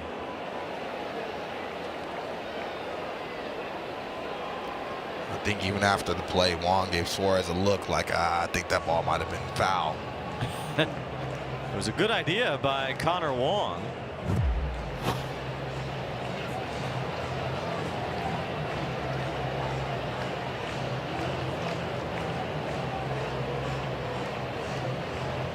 Alex Cora heads back to the Red Sox dugout. Brian Gorman is our umpire, standing by in case things go awry, powered by Zoom. Brian, what's the call there?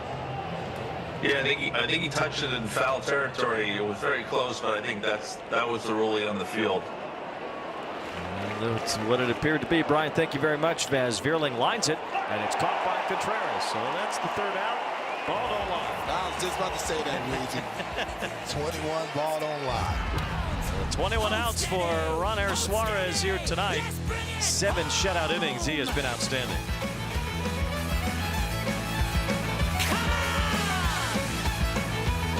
Inning here at Fenway Park. The Red Sox and the Tigers 0-0.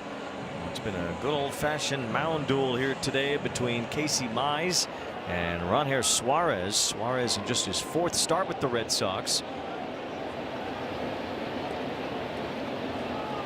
Wilyer Abreu leads off here in the bottom of the 7th inning. It's the longest start so far this year by a Red Sox pitcher, with Suarez making it through 7 innings now. Pitch-com issue here for the Tigers. Since the start of last year, Suarez has now had 9 starts, giving up no runs in 6 or more innings. He is only behind Tarek Skubal and Jose Soriano of the Angels in that category with 9. That's why he was so sought out, especially with the depth that they needed in the rotation, and also getting Sonny Gray. Love that move as well. When you have Crochet and those guys, now you have a formidable rotation. Skubal has had 12 scoreless starts of 6 innings or more since the start of last year. Soriano's had 10. He's pitching tonight against the Padres at Angel Stadium.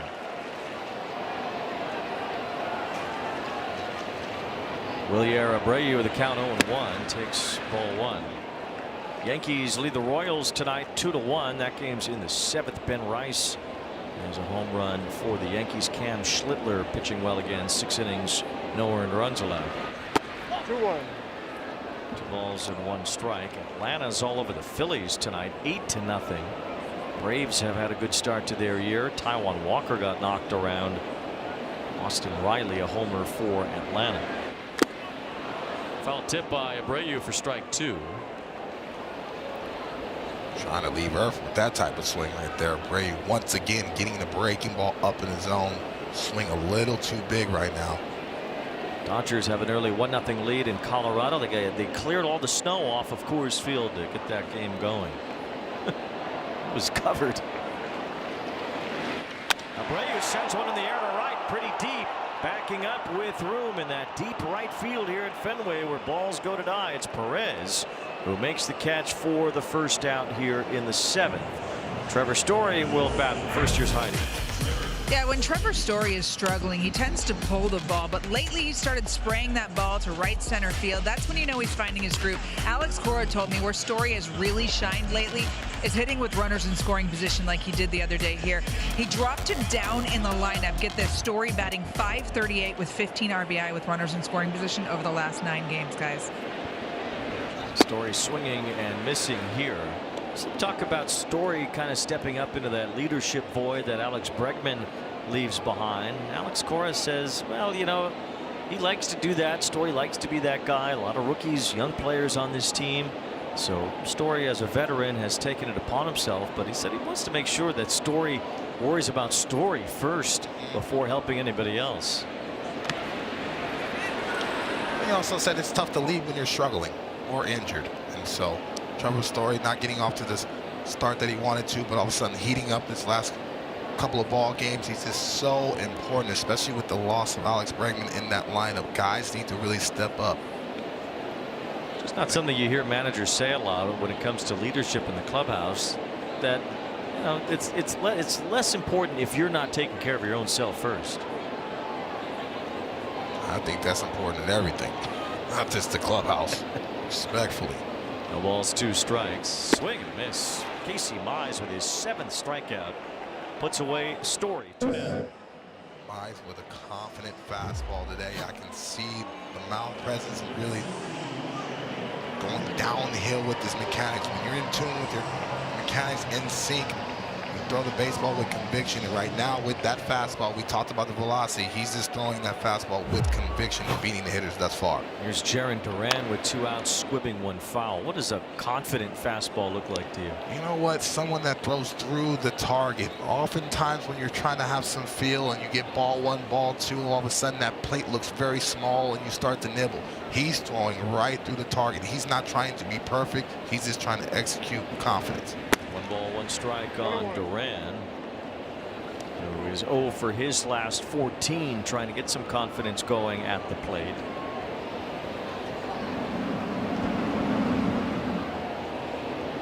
Duran, a triples machine. This is a good ballpark, inviting for those 3 base hits. He rolls 1 foul, 1 ball, 2 strikes. See, that's a pitch right there in that type of zone, belt high, when he's locked in. He puts that baseball in play.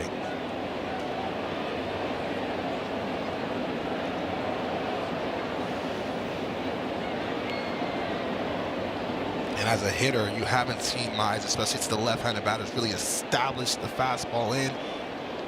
So if I would try to look out, try to hit the ball the other way. 1-2. Upstairs on the fastball from Mize. 2 balls and 2 strikes. 91 pitches now for Casey Mize. Not quite as efficient as Suarez, but just as good. Kyle Finnegan is up in the Tiger bullpen. And they have Kenley Jansen now as well. Ball out. Ball 3. Both of these teams with incredible veteran closers, in Jansen for the Tigers and Aroldis Chapman for Boston. And there's Finnegan. He's the setup man for Jansen.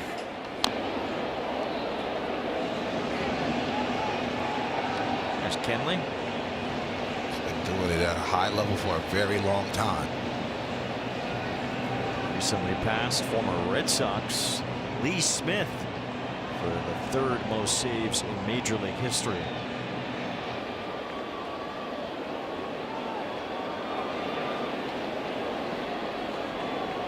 Full count. Tapped past the mound, near second, cut off by the 3rd baseman Lee, who throws too late to first. Very aggressive by Lee, cutting across the diamond to try to make that play, but Duran too fast outruns the ball.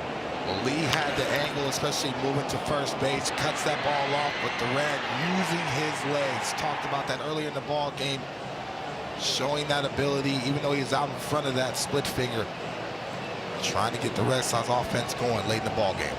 A.J. Hinch power walks to the mound to take Mize out of this game after 6 2/3 innings. So the Red Sox with a speedy base runner looking for the lead here in the 7th.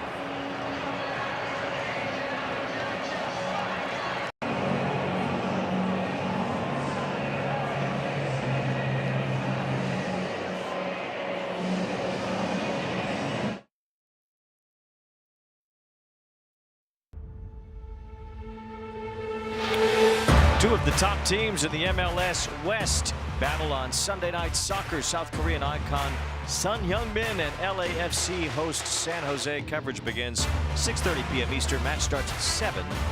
All on Apple TV.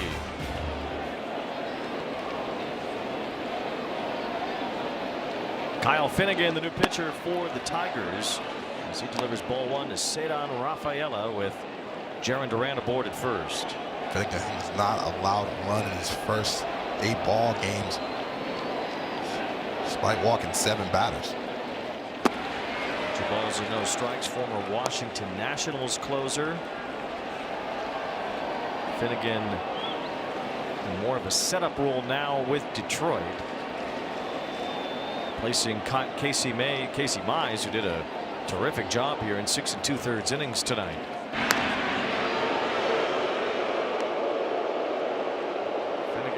All-star a couple of years ago at 38 saves for the Nationals in 2024. Was traded to Detroit in the middle of last year, and he's been nothing but solid as a member of the Tigers. There's a bouncer foul down the 3rd base side. High leverage guy, workhorse. A.J. Hinch, definitely trust him in situations like this. And if you're Rafaela, you're trying to get a fastball elevated.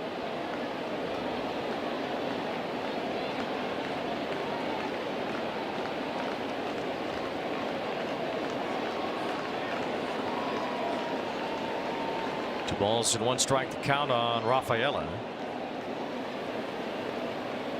Runner going. Duran got a good jump. Throw to second by Dingler. Was dropped by the second baseman Torres. And Duran steals a base. Would have been a close play if Torres holds on. Dingler again, an excellent throw, but Torres cannot hold on. Excellent jump by Duran, but the pop time again. One of the best in baseball, but this was a great jump, and it took every inch to be able to steal that bag, but the throw beat him. I think he would have been out if Torres hangs on to the ball there.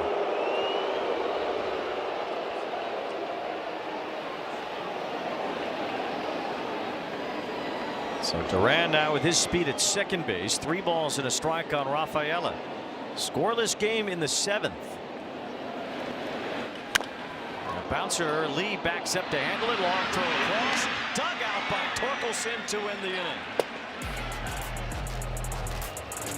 These two teams both made the postseason last year. This has kind of been a playoff-like game. Great starting pitching, solid defense all the way across, and it's 0-0 after 7 at Fenway. Goes at least 6. Suarez has made it through 7. And here in the 8th inning, it's Perez to lift a fly toward the right field line. Closed down quickly by Wilyer Abreu for the out. 1 away. StatCast powered by Google Cloud. A great night for Suarez. Yeah, staying out of hitter-friendly counts, but you see he's thrown everything but the kitchen sink, using the curveball, the sinker, four-seamer to keep them all honest off that sinker as well. But the changeup to me is his best pitch, especially arm side. He's only at 83 pitches in 7 1/3 innings. Ball 1 to Torkelson. He has 2 career complete games. Both have been shutouts. The last one in 2024 against the Rockies.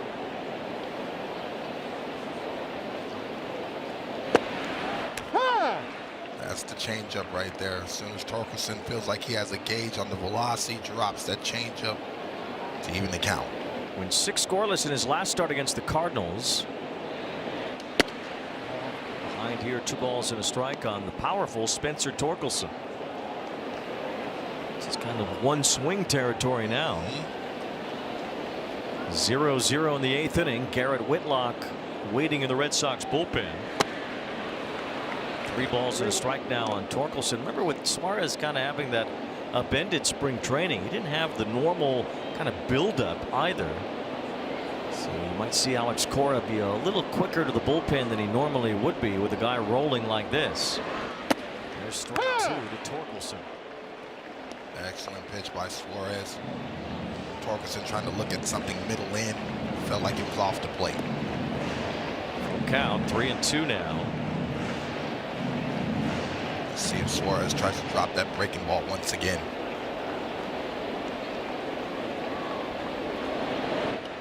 Fly ball right center. This one has no carry to it. Rafaela waits for it and grabs that. 2 outs here in the 8th inning. It'll be Hao-Yu Lee after we check in with Heidi. Well, Wayne, you mentioned the normal buildup for Ranger Suarez that he didn't have in spring training because he went to the WBC. He also didn't have a chance to establish any rapport with his catchers, to know what he likes to throw in different counts, just to get to know each other. But if these last 2 starts are any indication, he is catching up. He's got 13 straight scoreless innings now, Wayne.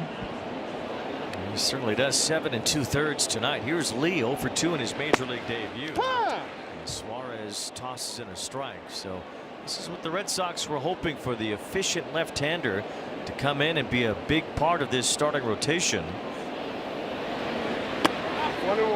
You have Brian Bayo pitching tomorrow. You have Crochet. You have the veteran Sonny Gray. And you have the young left-handers building themselves up as well, between Peyton Toley and Connolly Early. The Red Sox are hoping this rotation is in good shape. Plus Patrick Sandoval is rehabbing as well. Former Angel who the Red Sox picked up last year while he was coming back from Tommy John surgery. A lot of options, but I do like this front line of the Red Sox rotation. And Suarez continues to get this feel. You see what he can do, and he can do this to any lineup in baseball. Strike 3. Lee goes down looking, and Suarez has put together 8 fantastic shutout innings on this Friday night at Fenway.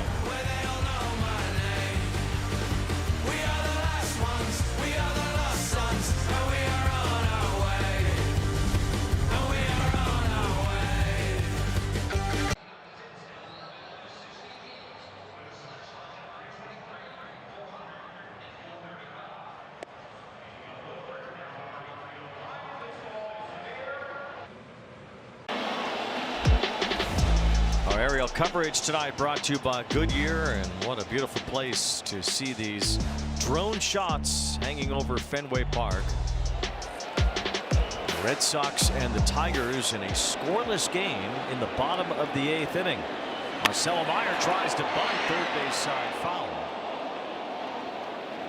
This team's desperate just to score 1 here tonight to try to take a victory away. That's how outstanding both these starters have been, but I like Marcelo's attitude, knowing where Lee is playing. Just has to catch a little more grass, force Lee to try to make that play. That's a tough angle to be able to get that ball and really throw across the diamond with velocity. Kyle Finnegan on the mound for the Tigers. He replaced Casey Mize with 2 outs in the 7th. Mize 6 2/3 innings. No runs allowed on 3 hits, struck out 7. Maybe Sweet Caroline can lift the Red Sox offensively in this inning. Meyer had a good cut and fouled it back.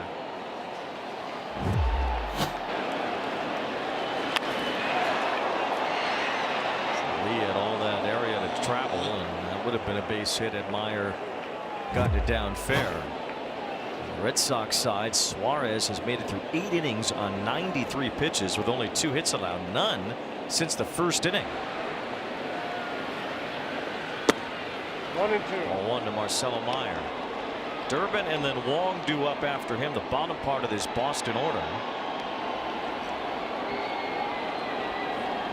Red Sox played a little better over the last week, not as well as the Tigers, though, have won 6 in a row. Soft bouncer. Finnegan chases it. In comes Torres. Glove flip. Gets the out at first. Excellent play by Glaber, not panicking, knowing that he had to use that glove, especially with Meyer hustling down. That swing already gets his momentum down first base. And I love that Finnegan laid down to say, hey, I'm not going to get in your way, big fella. Make that play.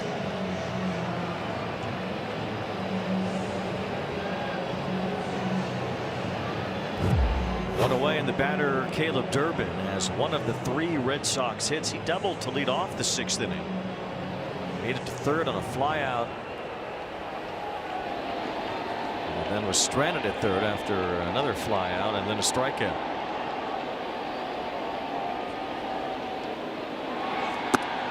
1 ball, no strikes on Durbin. Red Sox had Chapman up in the bullpen. Looks like he's still throwing now. Tigers bullpen is active as well. Brant Hurter is getting loose. If it gets into the 9th inning, still scoreless. I imagine we'd see both closers, but Hurter is getting ready for Roman Anthony in case he bats in this inning.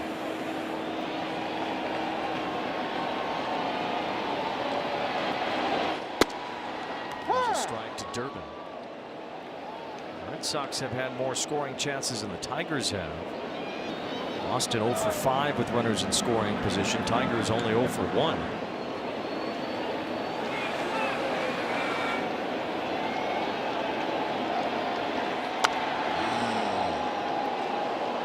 Grant had a nice little pass on that slider from down in the zone. He seems like he can handle that pitch down in the zone.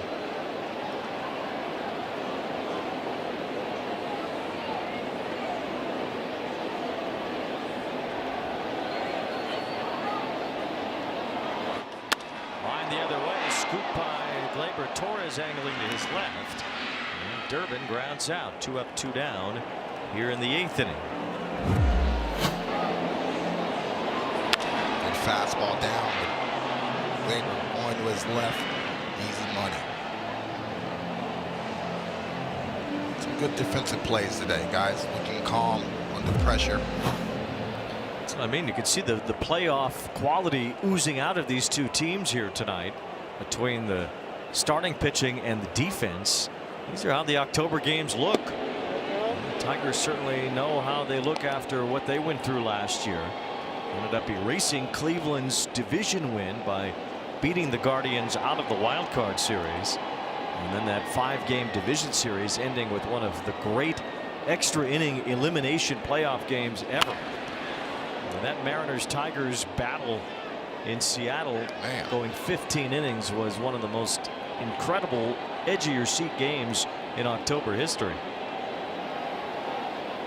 All the chances from the 9th inning on that they had. It was unreal. And Skubal struck out 13 in that game to start for Detroit. As Connor Wong comes up empty, 1 ball, 2 strikes. We won't see something like that tonight because of the automatic runner. We get these regular season games. You know, there's an eye on tomorrow more than there is in the playoffs, so they've put that in to keep teams from burning out bullpens. You miss those old 18, 19 inning games now? No, I do not. We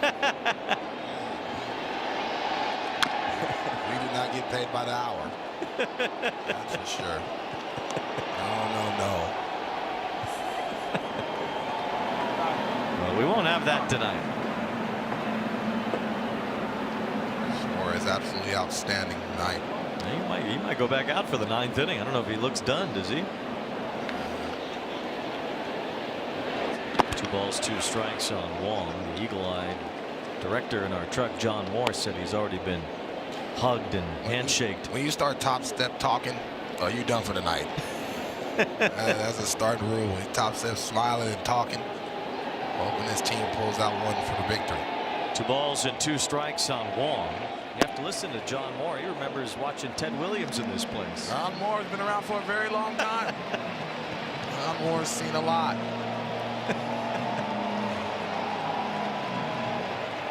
There he is, number 9, the splendid Splinter.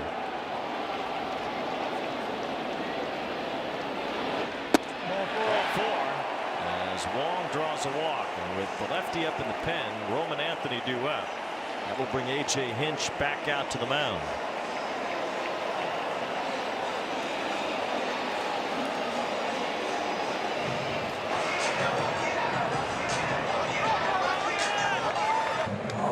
Copyrighted telecast presented by authority of the Office of the Commissioner of Baseball may not be reproduced or retransmitted in any form. The accounts and descriptions of this game may not be disseminated without express written consent. It is a 0-0 game in the bottom of the 8th inning at Fenway. It is a beautiful spring night here on Marathon Weekend. And it's Roman Anthony against the lefty Brant Herter, who tosses in strike 1. Herter likes to go to his sinker 65% of the time. 92 to 94 miles an hour with the velo. Anthony's hit lefties well so far this year. Herter, a sidearm delivery almost.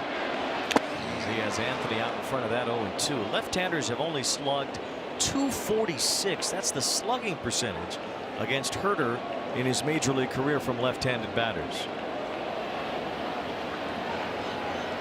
So even though lefty specialists, those old loogies back before the 3-batter rule, are out the window, this guy still manages as a mostly lefty specialist. And Anthony with a fly ball left center, hit pretty well. Baez back onto the track to make the catch and end the inning. Still zeros. Go to the 9th inning at Fenway. Due up for the Tigers, Baez, and then the top of the order, including Kevin McGonigal in the top of the 9th inning. Baseball fan John Hamm returns in a new season of the hit show Your Friends and Neighbors.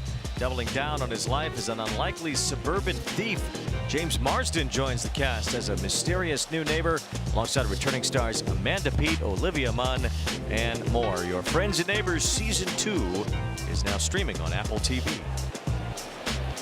It's the 9th inning, and it's the closer for the Red Sox, Aroldis Chapman. Facing Javier Baez, his former teammate, as he delivers ball 1, although Connor Wong wants to challenge. We have not had an ABS challenge yet tonight And this one is powered by T-Mobile. And it is all just barely. The call is confirmed. Boston has 1 challenge remaining. Just late in the ball game, I like that challenge.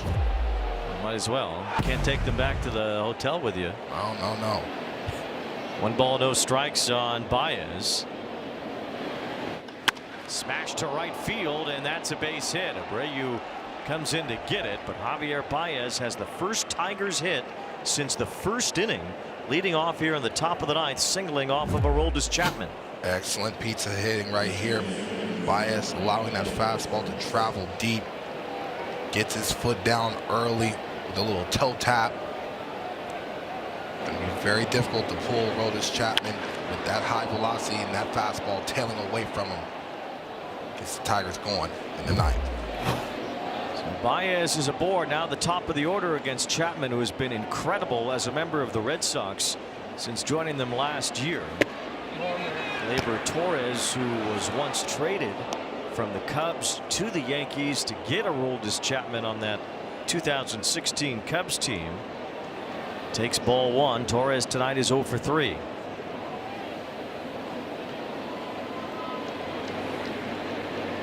Swing and a miss. Chapman with a 1.20 ERA as a member of the Red Sox. He's as good as he's ever been at 38 years old. 91 strikeouts in 73 appearances with the Red Sox. He's been absolutely outstanding. 1 ball, 1 strike.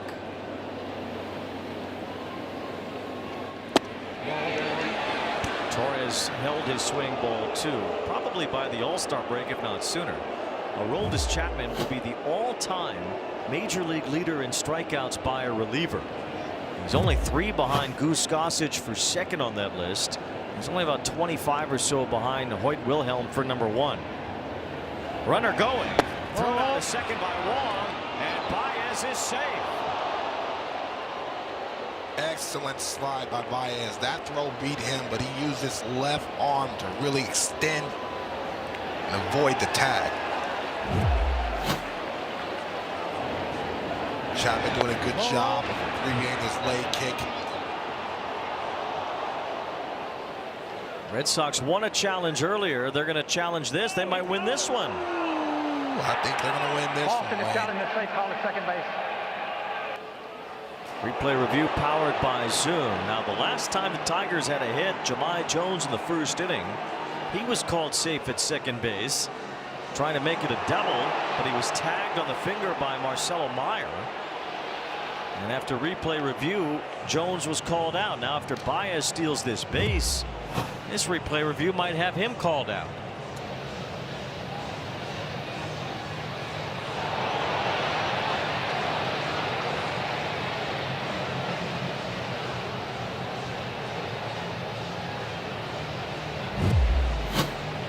Baez trying to move to his right. I think he's outweighing. I think you're right. Connor Wong with his quickest pop time and hardest throw of the year, and Baez seemed to be tagged on the back.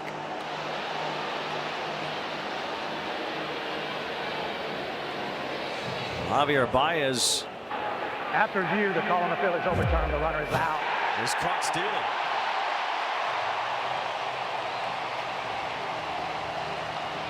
That's a big first out for the Red Sox here in the top of the 9th. Yeah, Aroldis Chapman did a good job of not doing the high leg kick. Giving Wong a chance. Throw out Baez. 3 balls and a strike. The count on Torres at the plate. Ball 4. And that's called ball 4. So right after the caught stealing, Detroit gets another base runner. Torres draws a walk.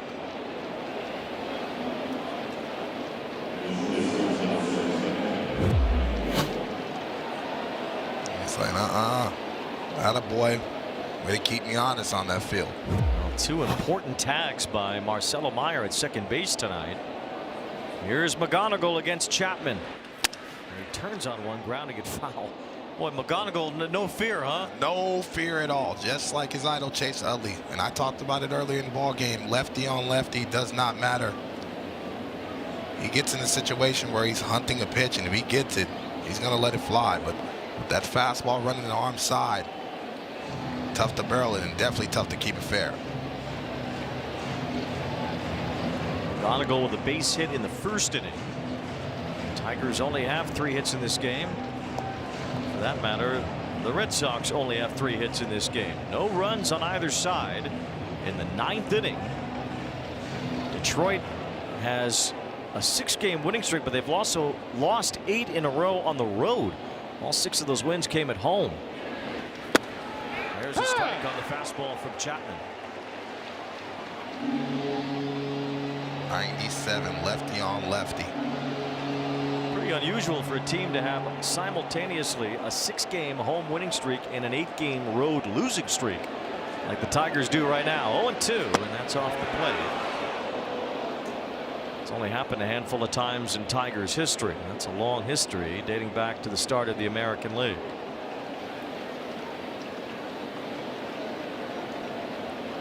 One ball, 2 strikes. 99 on that fastball. Remember, McGonigal's tough to strike out. Only 11 times so far this year. He barely struck out at all as a minor leaguer.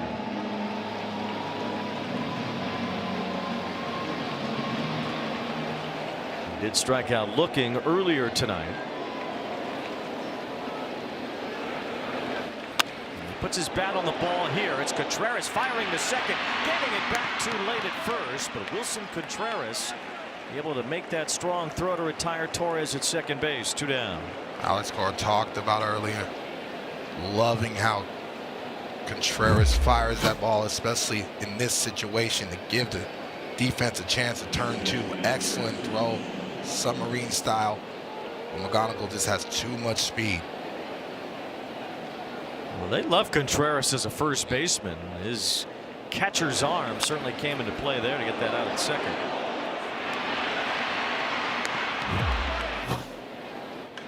Line down the left field side. That's a fair ball. Bouncing into the corner. Watch McGonigal as he gets to third. Joey Cora will stop him there. It's a double for Jahmai Jones. And the Tigers with the go-ahead run on third. 2 outs here in the 9th. Once again, Jones being aggressive. The first pitch fastball. Gets his foot down early. Barrels it.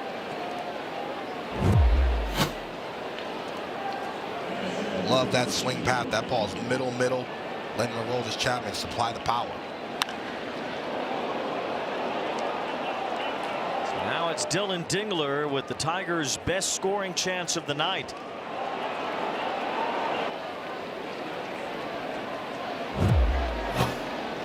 Second and third with 2 outs.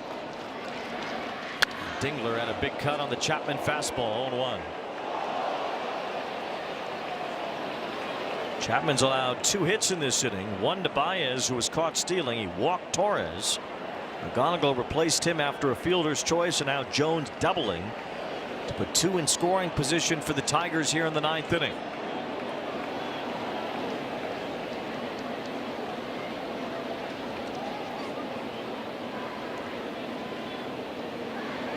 Swing and a miss by Dingler. It's 0-2.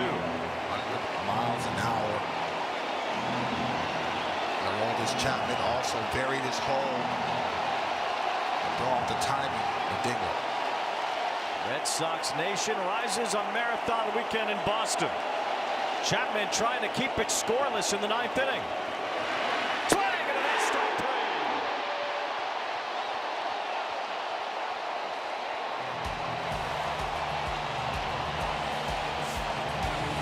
The Red Sox had 6 walk-offs in the Fenway Greens last year. They'll try to get their first of 2026. The middle of their order due up in the bottom of the 9th. So walk on from Battery to the north. Were walk-off wins, and they are in position to do it again here tonight. In the bottom of the 9th inning, it is 0-0. As the Red Sox send Wilson Contreras to lead off against the new Tigers pitcher. It's Will Vest, who was their team leader in saves last year. Recorded 23 of them as Contreras lifts one to the right field corner. This one is deep down the line near pesky pole, and it is caught right at the top of the fence there by Wencel Perez. So Contreras just missed with that short deck in right field near the pole. As Perez makes that catch, I believe, in fair territory right in front of that wall. Yeah. Contreras hoping that it stretched out and got long enough to hit that foul pole. Rafaela had a walk-off homer last year in a game where he put one just inside a pesky pole there. That did not happen for Contreras. Now Wilyer Abreu with one out. Ball one from Vest. I wonder if Kenley Jansen is not available tonight. Jansen pitched in back-to-back days on Tuesday and Wednesday this week. He did not pitch yesterday as Abreu swings and misses here. And maybe this early in the year, A.J. Hinch trying to stay away from 3 games in 4 days. Exactly why he sat his everyday player in Green down too, giving some of the veterans a little bit of rest. Vest strikes out Abreu, so 2 quick outs here in the bottom of the 9th. 64 appearances last year for Vest, so they really trust him in high leverage situations. It's an excellent fastball, especially setting up that slider to pitch before.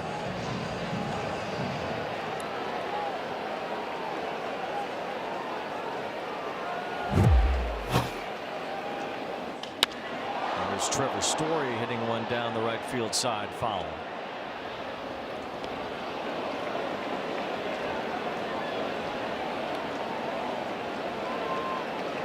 Story has struck out twice today. Not many scoring chances on either side. Tigers had one in the top of the 9th. And Lee, as he backs up for that ball, goes high off the front of the Red Sox dugout. So Story reaches first with 2 outs here in the 9th inning. Lee got caught in between the hop, had to retreat a little bit, and all of a sudden swing around and fire across the diamond. Story hustling out of the box. Had to back up, turn around and replace his feet, and just got under the baseball, and that's why it sailed away from him.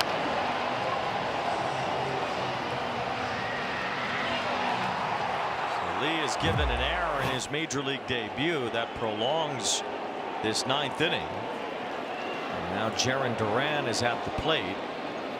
Story can steal the base too, but I don't know how aggressive the Red Sox would like to be with Dylan Dingler behind the plate, although Duran stole one earlier. That was because of a drop ball at second base.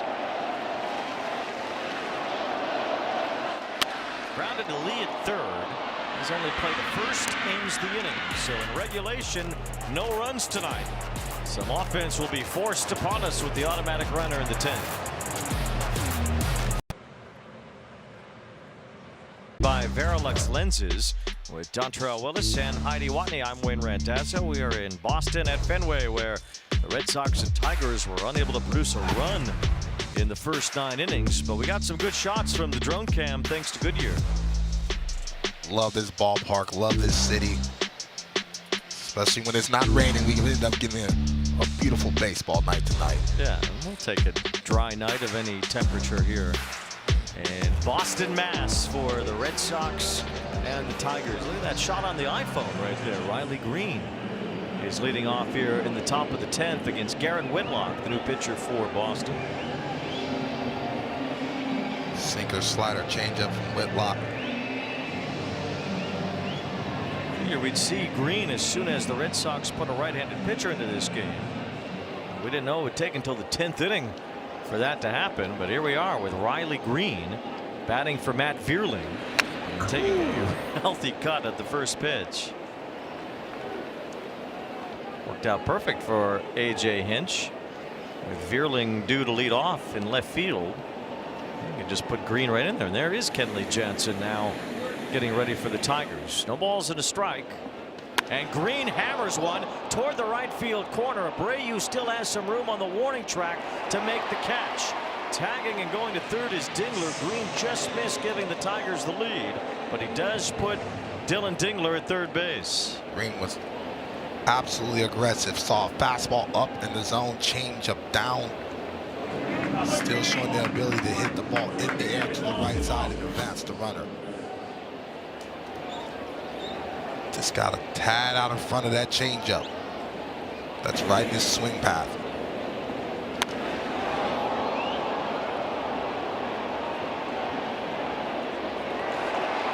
Now the Red Sox bring their infield in with Torkelson. Rather with Wencel Perez being the batter here. Perez tonight is 0 for 3. So pops one to the left side. And this one angles out of play.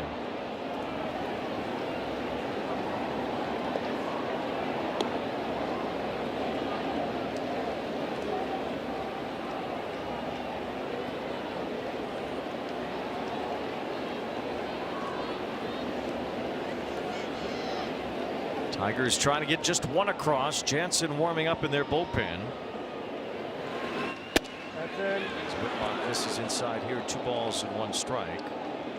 Both teams carrying over ABS challenges into extra innings. Red Sox have 1. The Tigers have both. Good pitch by Whitlock right there, trying to tie up Perez and not allow him to elevate that baseball and get into the outfield or a sac fly.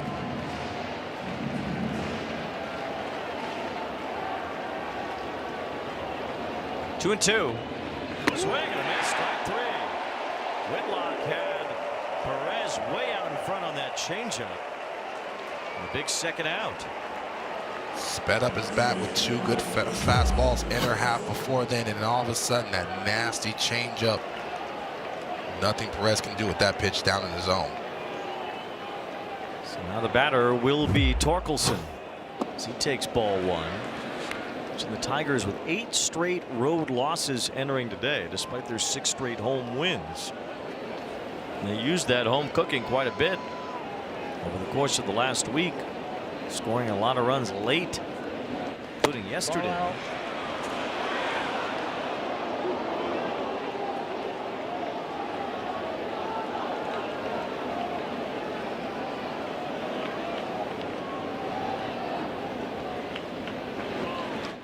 Ground ball to short. Trevor Story has that. Garrett Whitlock trying to work around that leadoff man at second, and he's able to as Torkelson gets tagged out after a high throw to end the inning. So the Tigers again don't score. Now the Red Sox will have the winning run at second in the bottom of the 10th.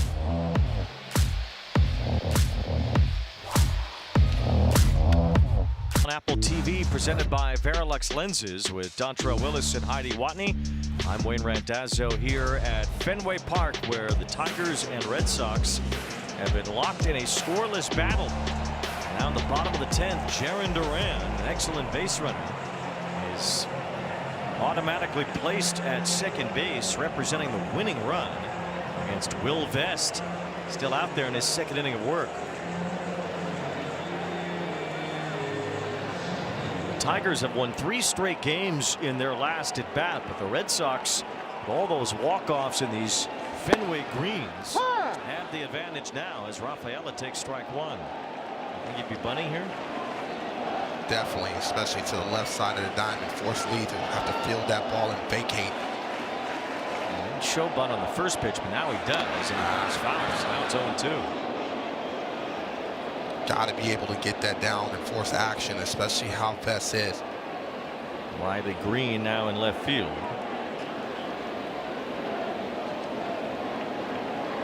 Play the game within the game and do the little things right to win ball games, especially in extra innings. Very, very important.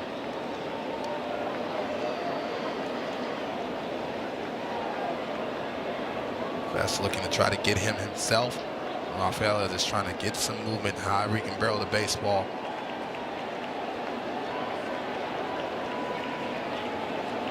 No balls and 2 strikes to count on Rafaela with Duran at second. Nobody out. It's ball 1. The Tigers had Kenley Jansen up in the top of the 10th when they had a chance to take the lead, but after not scoring, they sat him back down. He's not throwing now in the bullpen either. So for the moment, it's Will Vest trying to keep this a scoreless game. And I guess we'd only see Jansen if there's a save chance. Shot foul by Rafaela. Good job by Rafaela to spoil a good pitch by Vest.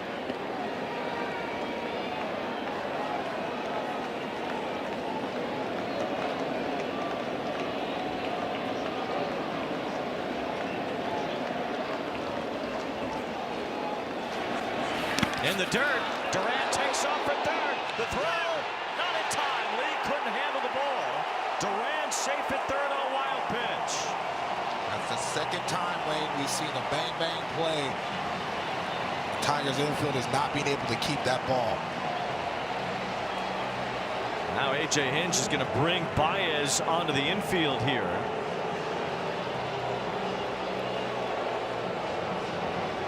Let's take a look at this play to see if the Tigers had a chance on Durant. Yeah, Durant, you knew if that ball's in the dirt, he was going to take off the third.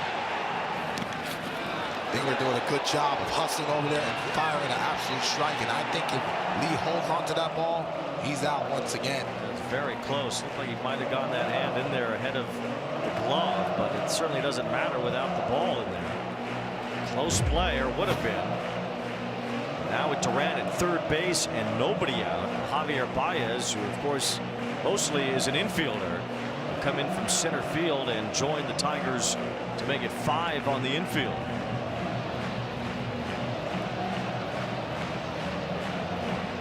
Alex Cora telling Rafaela just win the game. Yeah, absolutely. Also complaining about how much mound time that is right there in the situation.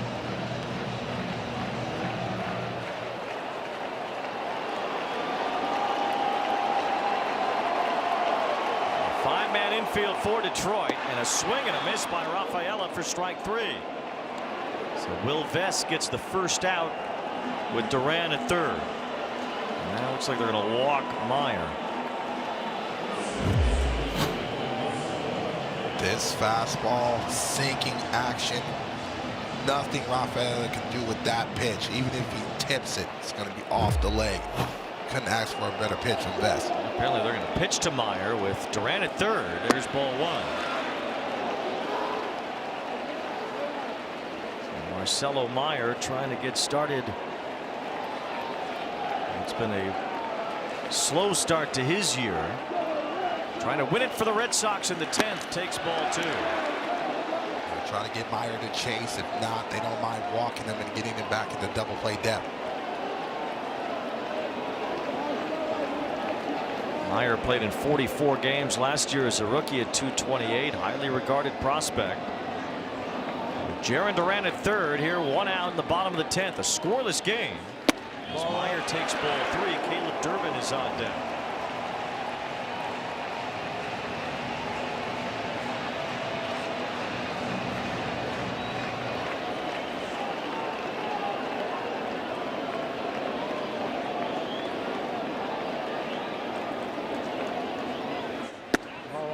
A walk on 4 pitches, so Meyer gets pitched around essentially. And well, Caleb Durbin was looking for a chance to ingratiate himself to Red Sox fans. It won't be happening here because he's going to be lifted for a pinch hitter. Yoshida will come off the bench and bat for Durbin with the winning run on third.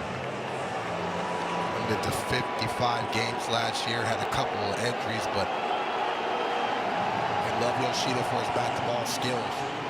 Has a chance to win it. Yoshida's been hitting well lately as a 5-game hitting streak.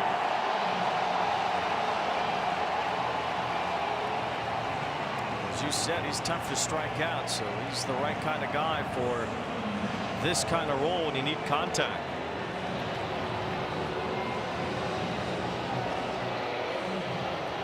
Tigers will have another meeting on the mound. This time Ryan Atherton, the home plate umpire, will go break it up a little quicker. A little conversation where this ball takes you. That's the direction you need to get the out from. If you feel like there's a chopper and you have Durant barreling down, maybe you have a play at the plate, especially if you know you can't double off Yoshida. But if that ball takes you to one of the bags, especially at second base, if you have a chance to have a double play, you go for it.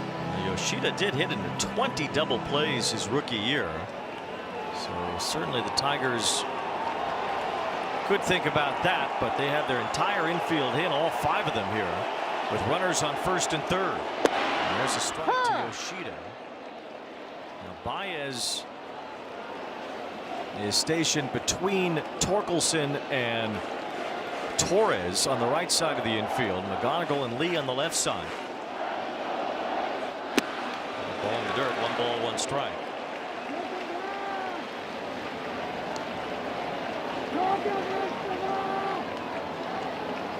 See the exit velocity getting better and better.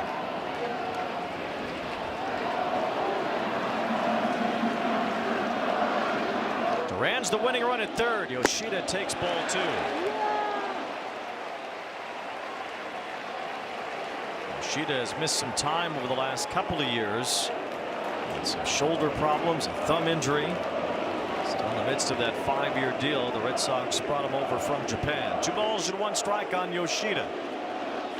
Bouncing ball, base hit, game over, and the Fenway Greens walk it off again.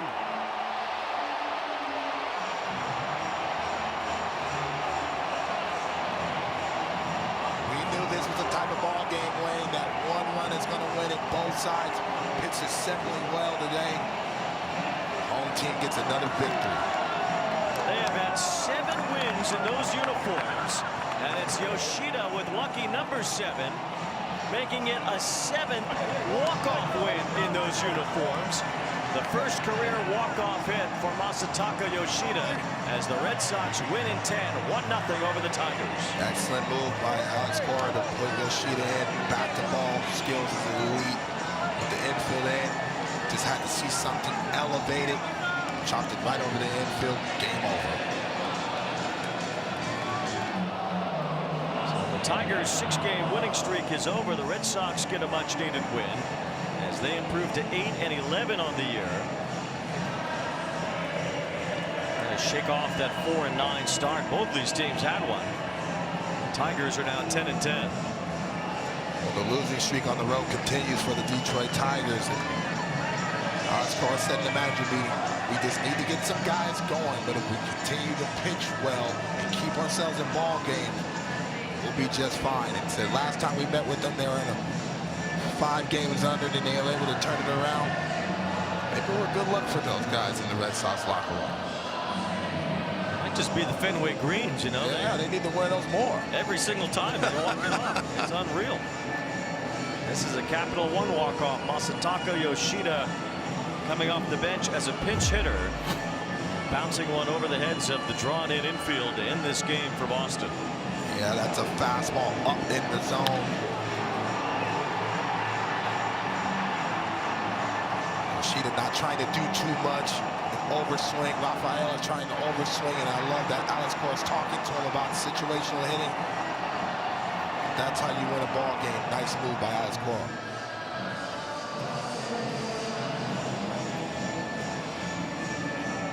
Masataka Yoshida is the hero off the bench. He's standing by with Heidi Watt. Yeah, here with Masa and Utara. Thank you for translating for us. Coming off the bench to pitch hit, you come through in the clutch. How are you able to lock in on that at bat? あの場面でどういう心境で入ってどうやってああいう結果が出せたのか。もう1点取るだけでしたので、なんとかバットに当ててことを起こしたかった。Yeah, we just wanted to, we just had to score 1 run, right? So I just wanted to, put the ball in play and make something happen in that situation.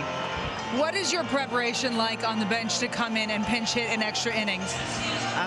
あそこで結果出すために、ベンチ裏でどういう準備をしていたのかと。じゃあ試合にいつでも行けるようにしっかり心拍数を上げてました。Yeah, I just wanted to be ready, whenever my number gets called, and I was getting my heart beat up. A pitcher's duel tonight. How about the job from Ranger Suarez? Say that again. Pitcher's duel tonight. Ranger Suarez was amazing. How about the job he did for the Red Sox? レンジャースワレスとね、向こうのピッチャーもピッチャーの今日デュエルだったけど、レンジャーどうでした今日は？素晴らしいピッチングでした。That was outstanding, amazing. What can a win like this do for the team? この勝利はどういう意味をするかとチームにとって。ホームでこういう勢いのあるゲームできたので、今回このシリーズ結構タフなシリーズ続くので、しっかり初戦取れてよかったです。Yeah, just being able to, win a game like this in front of our fans. Fans are electric. Just being able to win tonight, it was huge for us and definitely brought us some momentum going forward. Yeah, hopefully for you guys. Thank you so much, Masa. Arigato. Thank you. 10 innings tonight, the Red Sox win 1-0. Masataka Yoshida as the walk-off hit in this one as a pinch hitter, delivering the one run that the Red Sox needed tonight to pull off yet another walk-off in the Fenway Greens. 1-0 the final. We'll be